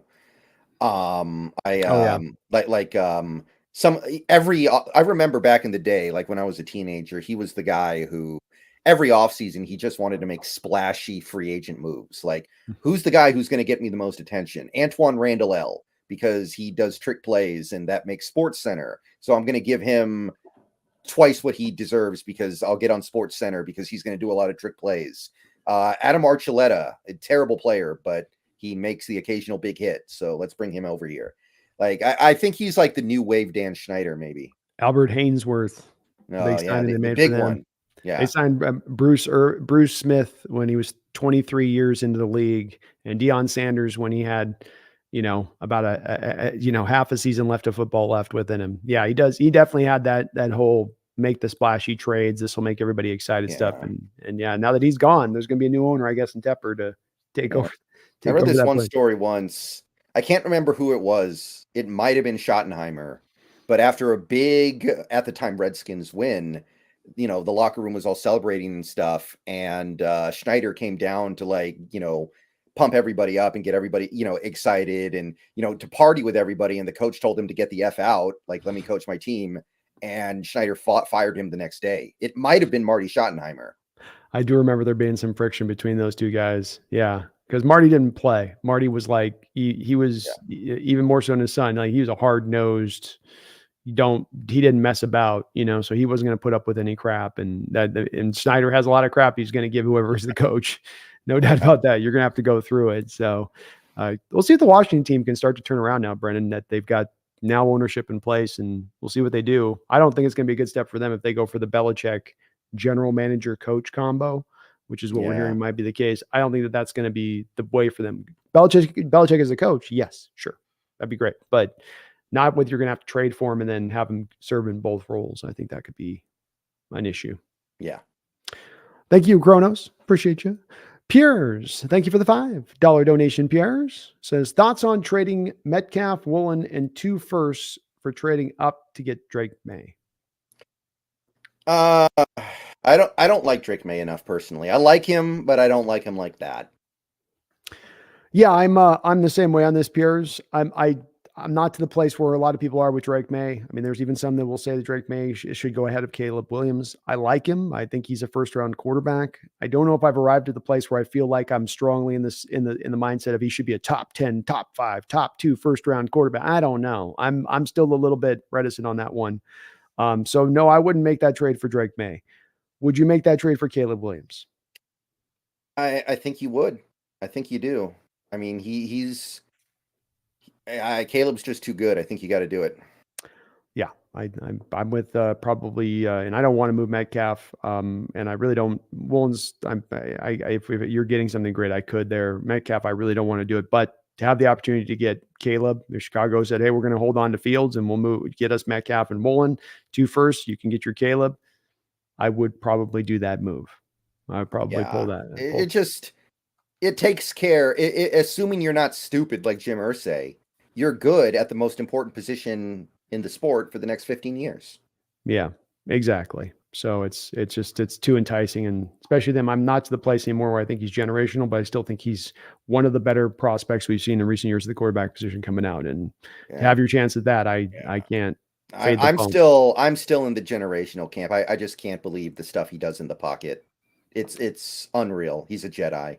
I can be convinced of it. So I'm not hard lined on. I think he's lesser. I'm not quite there yet. But again, I'll be doing another deep dive on his tape from this year as we go through our draft process. And maybe I get, pulled back into that lane. And it is hard with him because bad defense, offensive line, and a crap show, not as many playmakers. It does make it tough for the quarterback in evaluating that, especially if you're trying to get to that range of generational when he's having to kind of so much carry the day there with that offense. Yeah, it's not a big deal that he paints his nails, by the way, guys. Just putting that out there. We can live with that. It's the more of the crying in the mother's arms thing after the game that gets me a little bit. And not to the point of I'm out on him, Brendan. I'm just like, just no, please don't do that. He's still a kid. I know, but at 12, I wouldn't have run into my mom's arms off of a baseball field and started sobbing. You know what I mean? Like but it's a different generation. I get it. I'm an old head on this one, man.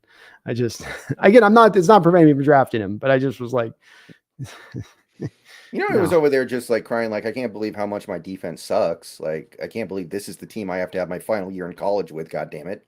It is true. He did get the Heisman at least last year. He's gonna be the number one pick. It's like you're not. It's not like you've just had your leg twisted in half like Jordan Travis, and God knows if you're even gonna have an NFL career now. Like that guy crying, I would go, okay, I get it. Like that's a little different there, but yeah, he's fine. He's still great. I love him.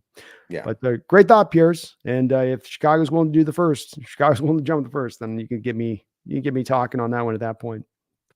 Mega Lucario with another $2 donation. Thank you, Mega. Says, seen fans calling for Dan Quinn for head coach. I don't see it. I mean, I don't want to let what's happening in Dallas distract from the fact that his initial tenure as head coach was not great. I know there were some great moments, but it ended pretty quickly and pretty abruptly. So you hope he learned something from the first time and he can do better this time. But I don't know. That was a pretty sweet situation in Atlanta. You get Kyle Shanahan as your offensive coordinator. You got Matt Ryan on offense. Like that. It's not going to get much better than that. And he didn't do that well with that core. No. And I think Dan Quinn is certainly going to be a hot commodity this offseason. And as he was last, and he's definitely one of the guys that'll be mentioned in every coaching search out there, Mega. I do think that the fan base is a little bit of overrating Dan Quinn because we do, and I love that it's about my fellow Pacific Northwesterners, but we do have a tendency to really love our own. You've been here once before, we will love you forever. And that endears me to my fellow 12th man and Pacific, all that. But it doesn't mean that necessarily Dan Quinn is the best option, though, at the same time. And in Dan, I see a guy that is a defensive-minded head coach, which I would like to steer away from, and is a guy that is, I don't necessarily know, like Brendan was just talking about, if he should be necessarily considered as hot a commodity as he's being, or because he'll be number one, number two, kind of out there in the open NFL market this offseason, absent a Harbaugh, being available. So I'm not big on Dan as a head coach. I think there's a little bit of overrating going on within the Hawk fandom on him. Yeah, if you gave me the choice between hiring Dan Quinn or keeping Pete Carroll, like I think I would go with the Dan Quinn thing just to do something different, but I really wouldn't be that enthused about it. Like, it's another defensive guy, and we were just talking about how it's all about offense in the modern NFL. In fact, I know Rob Stanton did this on his blog recently. He looked at like every team that has made the Super Bowl over the last 5 years has had an offensive coach. Nick Sirianni, Kyle Shanahan, Andy Reid, Sean McVay, Zach Taylor, Bruce Arians. The last head coach to make the Super Bowl as a defensive first coach was Belichick in 2018. And that was so long ago, people think he might get fired now. So most of these championships are Doug Peterson won the Super Bowl the year before that. Like it's an offensive league. It certainly is. And it's one that this is just the way it's going and drifting towards. It's not changing anytime soon. I just think defensive coaches have a harder time. I think the defensive coaches too, Brendan, don't they have a little bit of a mentality thing going on where it's like, I'm going to manage the game. I'm going to be a little bit more risk adverse. I'm just going to try to protect my defense with the offensive play calling. There becomes a little bit of that rather than you putting the pedal down to the metal. You're trying to just sort of keep it a little bit safe at points from just not all defensive coaches that are defensive-minded head coaches, but just a lot of them have a little bit of that. Do you feel that way too as well? A little bit of that mentality? Yeah, they all run the water boy offense. Yeah. I just want to go fast. Yeah, and actually that movie's so old now, I'll bet a lot of people in the chat don't even know what I'm talking about. Oh, I know. It's getting to that place with a lot of my references on movies. I'm like, oh boy, I'm getting old. That was 30 years ago. Okay, so just to describe it, at the end of the movie, they're playing another team, and Adam Sandler's on the defense. So the other team is just like, let's just take a knee every snap on offense. That way he can't affect the game. And then we'll punt it, and we'll win the game with our defense because their offense is so bad because Adam Sandler's their only good player. There you go. It's like remember the Alabama national title when Colt McCoy got hurt? Mm-hmm. You remember that? Like, that's basically what Alabama did. Yeah. because they were just like, okay, their only good player got hurt, so let's just be very, very cautious on offense. Don't do anything, and they'll give us the game because they have Garrett Gilbert at quarterback now. Right. That was back when Bama had like 4 first-round running backs in their backfield at one time, right? Where it was like Yeah, everywhere that was playing the was NFL. Richardson, Ingram, Henry. Yeah, something like Yeah. that. Something like that. Yeah. No, it's definitely true. So, yeah, we'll see where Dan goes. I certainly, if it's Pete or Dan, I'd certainly be okay with going with Dan instead if that's the only options on the table. But like you said, I don't know if I'd be super super stoked for that one. Feeling like, yeah, we got our guy. We got Yeah, the one. I agree. Got the one. Well, we did discuss a lot of stuff here, I think, on the defensive side of the ball in this game. But let's get to some specific items, that we can look at. The defenses obviously gave up the first touchdown in this game and had its share of struggles throughout. Like we saw last year in the playoff game, Christian McCaffrey was able to kind of run wild against us. Shanahan used a real creative offensive rushing attack where he attacked all over the place. It was, you're going to get the wide zones, you're going to get the inside runs, you're going to get the fly sweeps. He kind of worked it all in there perfectly as just the absolute right mix up against this defense. Anything that stand out to you defensively in this game that was part of what Shanahan was doing to attack it, or that they were really hammering on in particular? I mean, they did seem like they largely controlled the game on the ground, which there was a lot being made of how the Seahawks fixed their run defense this season. And there have been some games where it's been good, but we're now starting to pile up these games where it's not really that good. Mm-hmm. We got the Ravens game. You have this game now. Honestly, they didn't do that well in a couple of the other games this year, even the games they won. So it's going to start evening out to where even the run defense is going to be a mild improvement over last year, it looks like. So I kind of feel like Wagner's just wore out. I think that he's kind of running out of gas here, and this is kind of the thing that like frustrates me. We know that Wagner's going to run out of gas. He's 34 years old. He's been playing nonstop for what now, 11 years, going on Mm-hmm. 12. That's right. I think this is his 12th year. He's 12. So of course he's going to run out of gas if you don't come up with some way to mitigate it, and you don't. He plays every snap of every game, and I don't know. It just kind of frustrates me that you don't see it coming. Jaron Reed's another one. I think he's worn out. I think you just milked him for all he had in the first month and a half of the season when he was playing like an all-pro, and now he's just a guy With red udders. yeah, exactly. And I don't know. I understand that once the season starts, you kind of just have to go with whatever crew you have and make it work the best you can. But it just annoys me. I think that's one of the main things that really gets to me. We knew these guys were going to wear out. They've been in the league forever, Mm-hmm. but you did nothing to mitigate that. Jaron Reed played like 60 snaps in this game. He played almost the whole game. Yeah. Yeah. So that kind of really bugs me, maybe more than anything else on defense right now. Yeah, you definitely have milking. It's a good word to use. You've leaned on him heavily with that, and I think guys are across the board kind of wearing down. If I was to be honest with you, I think that the weeks on end of it being out there is kind of just long drives, the lack of being able to stop on third downs. Part of it's their fault with not being able to get off the field at times, but it's all contributing to everybody feeling like they're all kind of moving in mud at times. It feels like on the field. Tackling remained an issue in this game, as it's been throughout this year. There was the one horrible point that got Tariq Woolen quasi-benched. I don't think it's a true benching. I think that this is not one of those things where they're just covered, or that there's not an injury. I think there is an injury here, Brendan. Some fans are saying, no, this was a benching, and they're sort of covering it up for him.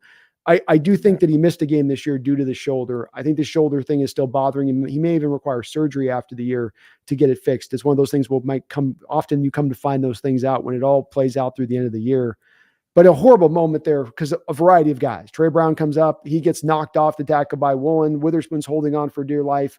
Quandre comes up, and I've watched it 15 times. I don't know what Quandre's doing.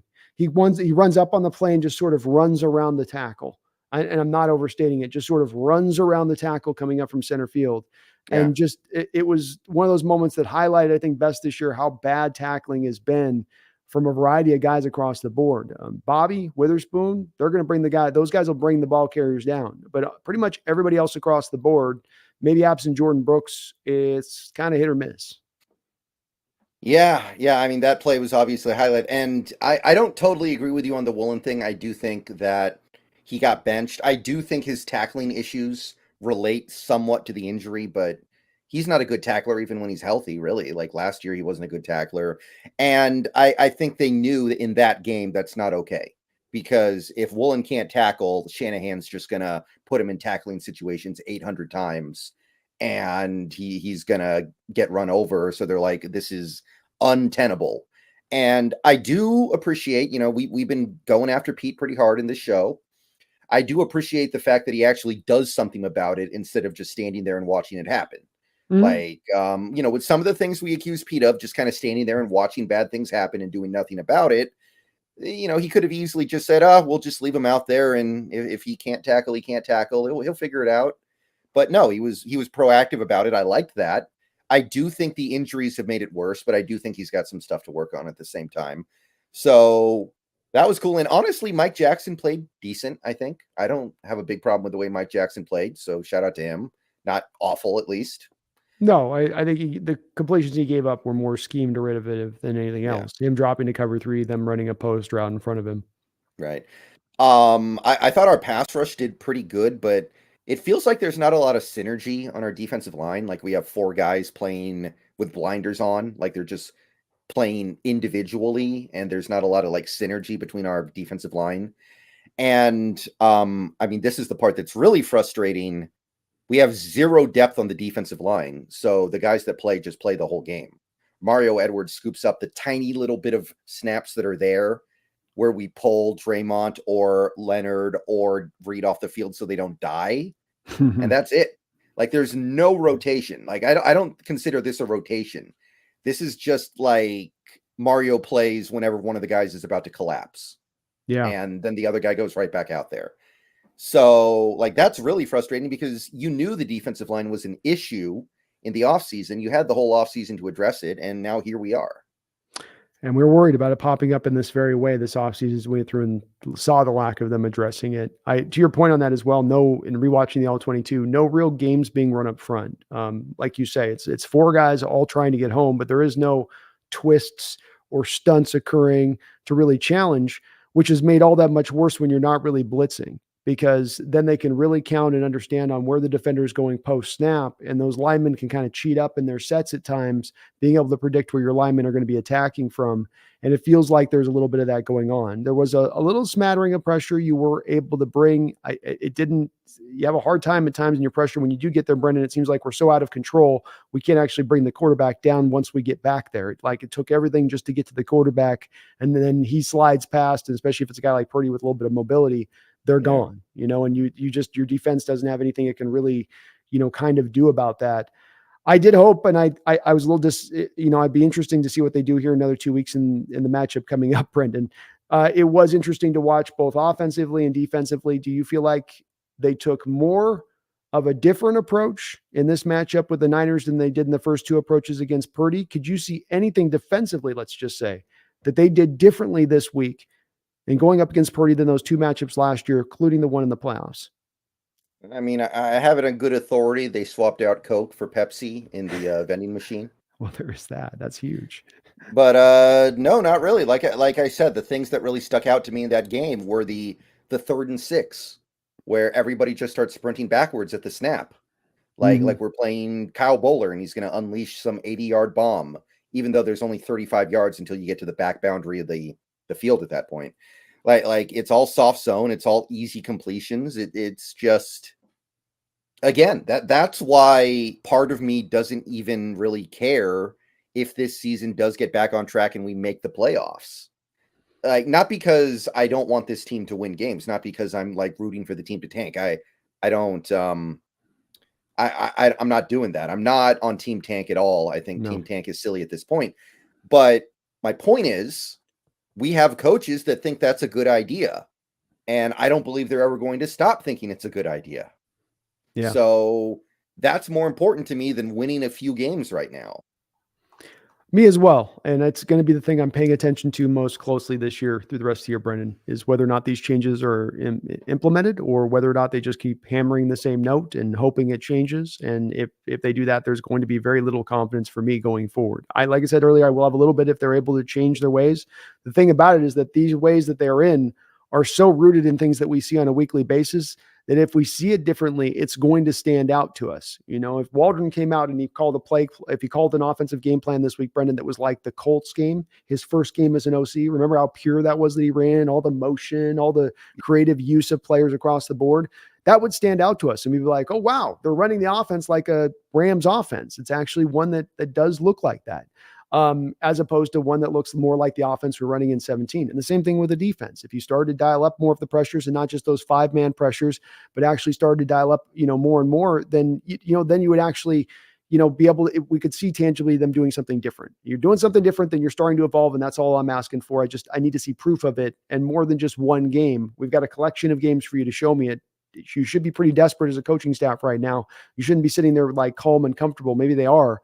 But you should be going, man, we got to light this fire and light it quick and find an answer fast, or this thing is not going to last. And I hope they do. I may be still just too much of a dreamer on this one, Brendan. We've had a lot of data to say that, like you said, they're not going to make that move. But I will say too, I truly don't think that if they stay in this lane, that they're not going to make the playoffs. The schedule is too tough with all of the teams that you have on deck, and you have the Packers and you have the Rams starting to emerge in that final playoff spot to come up and maybe overtake you if you do stay in that lane. And that's looking like, to me, more of how this kind of goes if it does kind of, fit and hold the form a little bit here. Yeah, I mean, it does help that Josh Dobbs remembered that he's an undrafted free agent rookie, but I kind of agree. I do kind of agree. The Packers are back in this all of a sudden. The Rams are in it. And I looked at the schedules for those two teams. They're maneuverable. They can maneuver through this, and the Rams own the tiebreaker on us no matter what.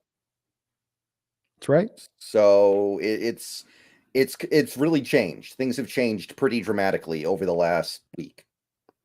Yeah, they really have. So so the Hawks aren't going to be able to let me do like they did last year. You sort of backslide your way into the playoffs. You're going to have to go out there and take it if you're going to take it. And I don't think old strategies are going to get you there. And we'll see what they do, Brendan. I'm very interested to watch what they do. You got a lot of talent on this team that is underperforming across the board.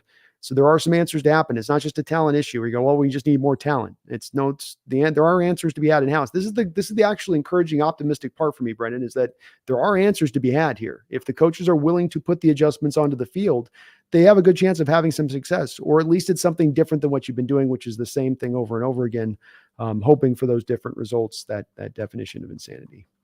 Right.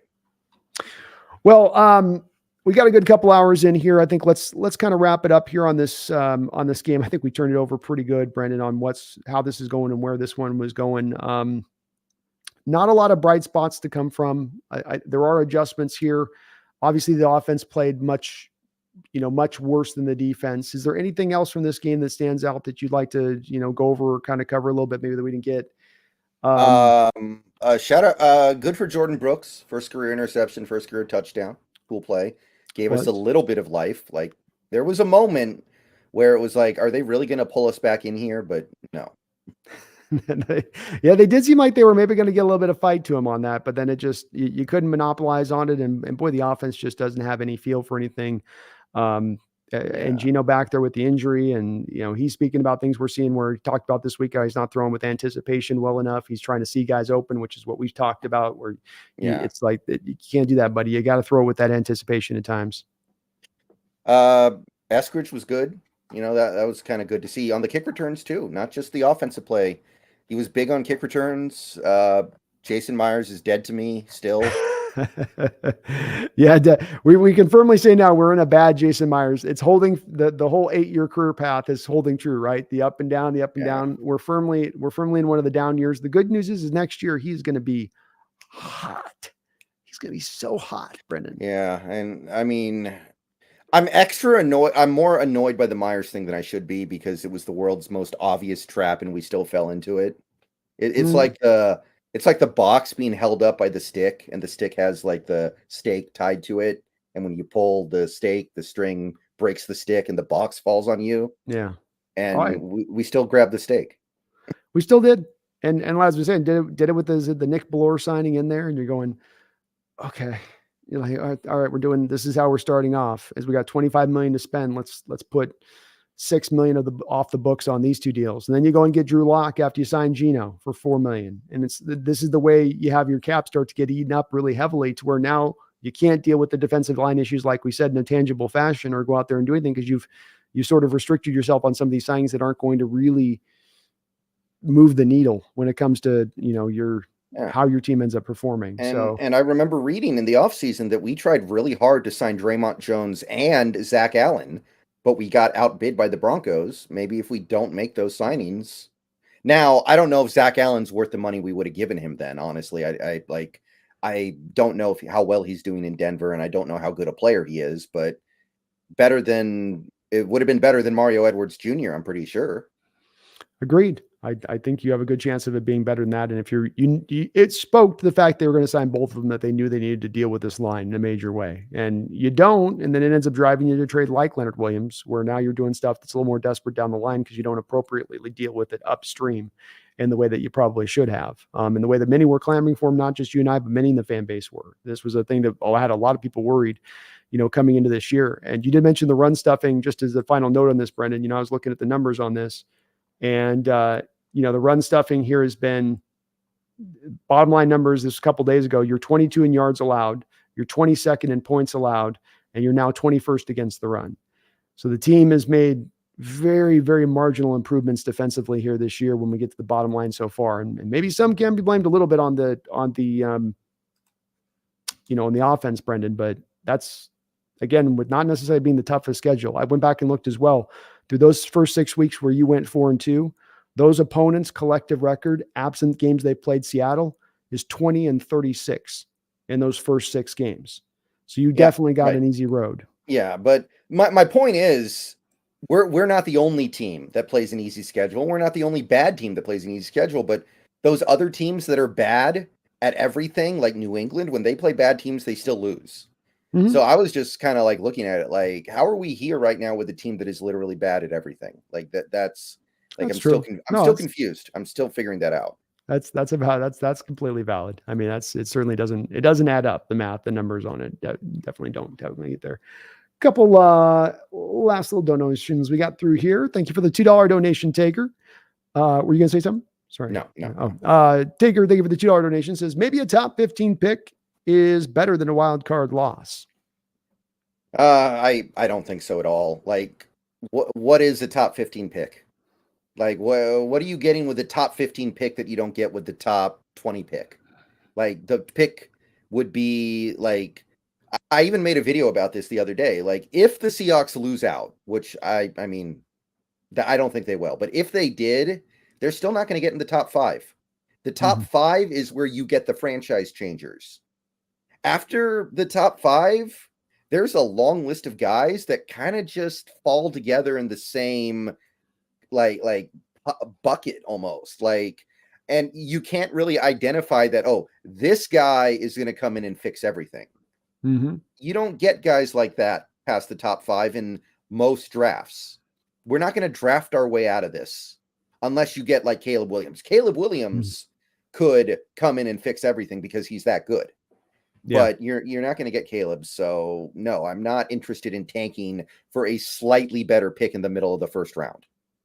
Yeah, and I do agree with Brendan on this. I have also a little bit of a different reasoning too with this, Taker, and this adds up just with my logic. This is how I build my logic with this, Taker, is I don't think that you get to the playoffs unless you're changing on both sides of the ball in a different fashion than how you've been running this team up until this point this year. If they just try to keep maintaining their serve, they're not making the playoffs this year, not with the schedule as it's lined up.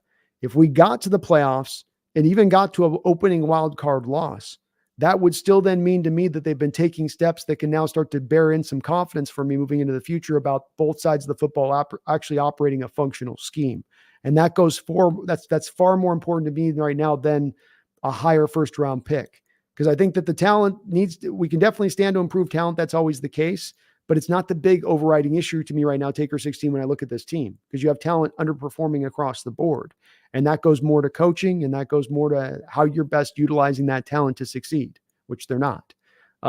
So That's where I would come from. It same place, but just with slightly different reasons. But same place. And furthermore, the guys that really what I want to do in this draft is figure out this interior offensive line.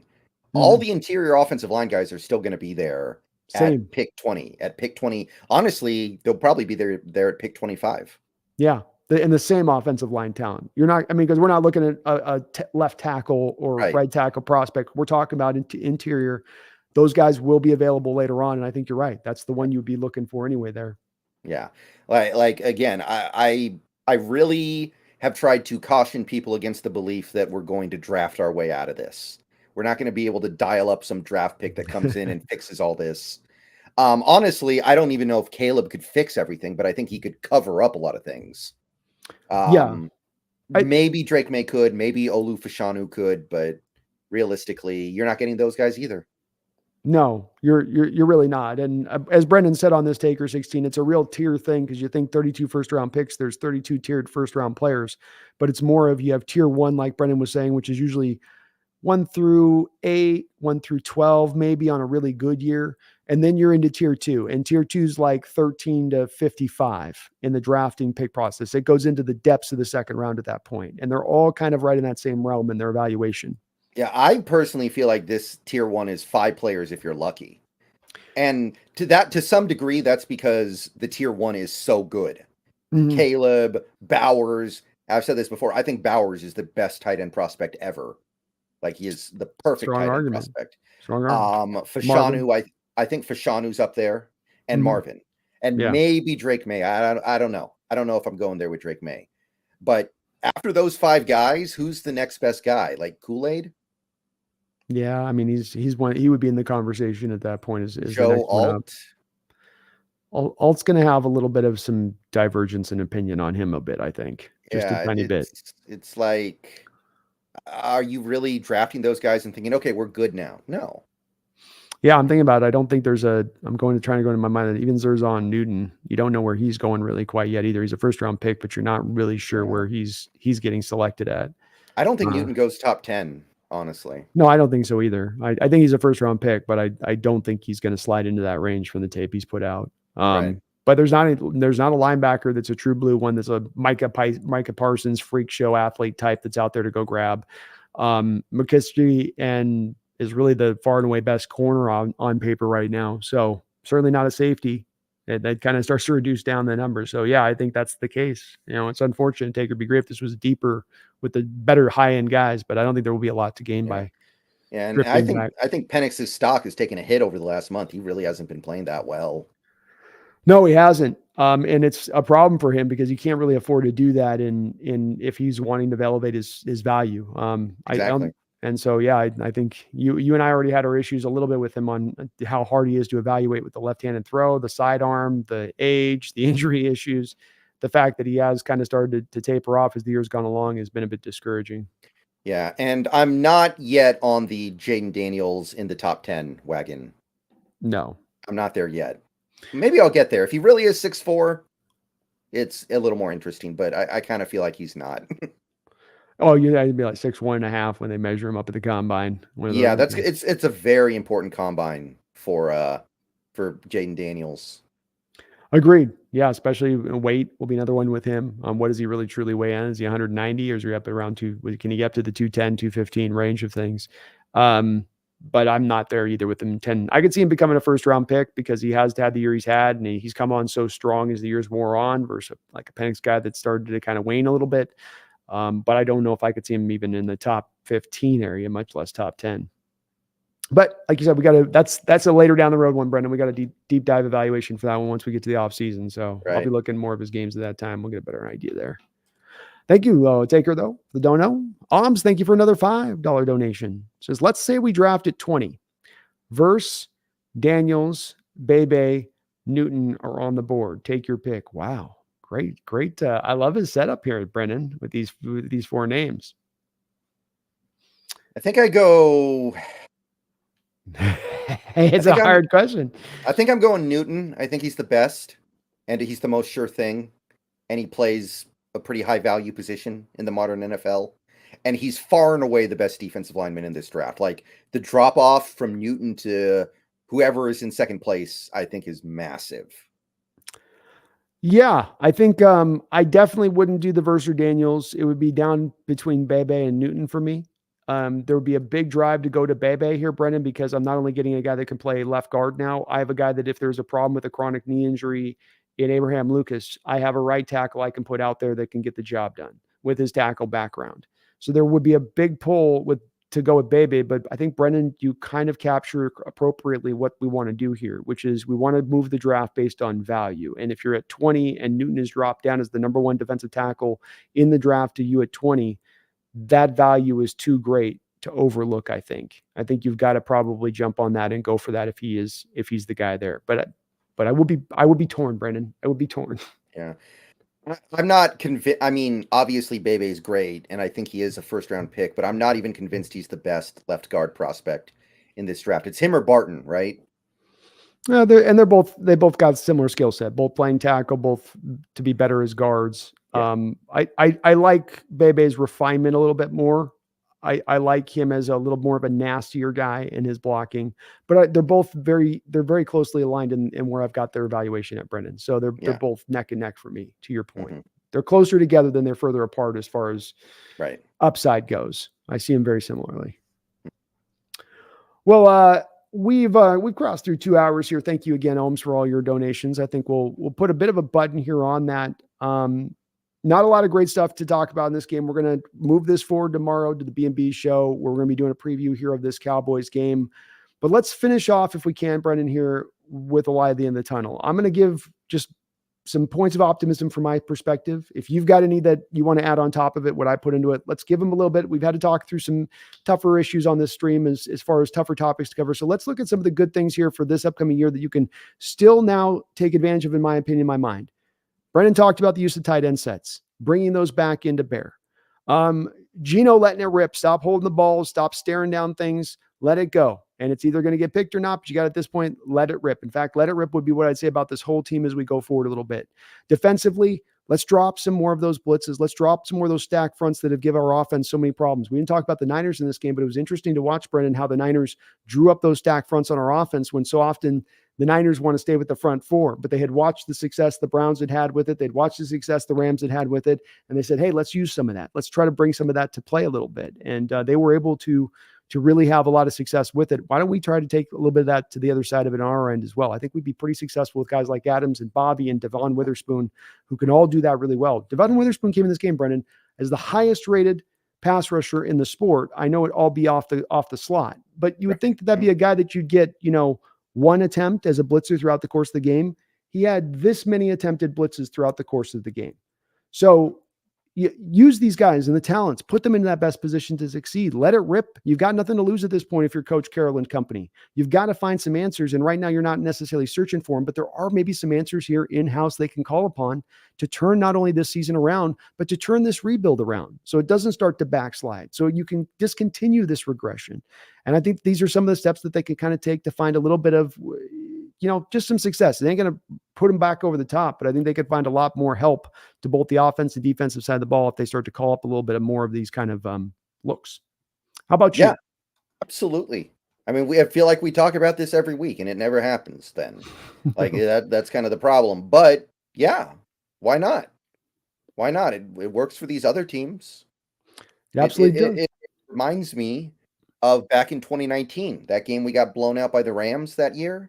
Mm-hmm. And Pete Carroll was talking about the game in his post-game presser, and he said, one thing the Rams do that always kills us is all their pre-snap motion.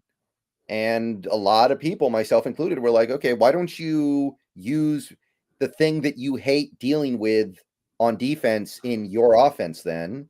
And we're 4 years later, it's moved a little bit, but not as much as you would think. The needle's gone from here to here.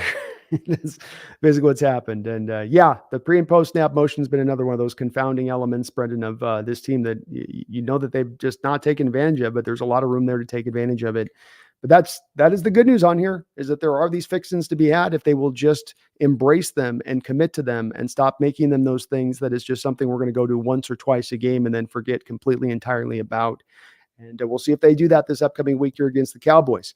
If you guys haven't already, do me a favor, hit that like button here on the channel for this show. Helps out this channel, helps out the growth of the channel, helps this video be seen by other Seahawks fans, and it's very much appreciated. I want to thank all the folks. We had a lot of donations today on the chat, so thank you to everybody out there, from John Stillwell, the Holy Hand Grenade, and everybody in between, Alms, Taker 610, Mega Lucario, Piers. You guys are awesome for that. Thank you very much for that. Do me a favor as well. If you're not subscribed to the channel, get subscribed.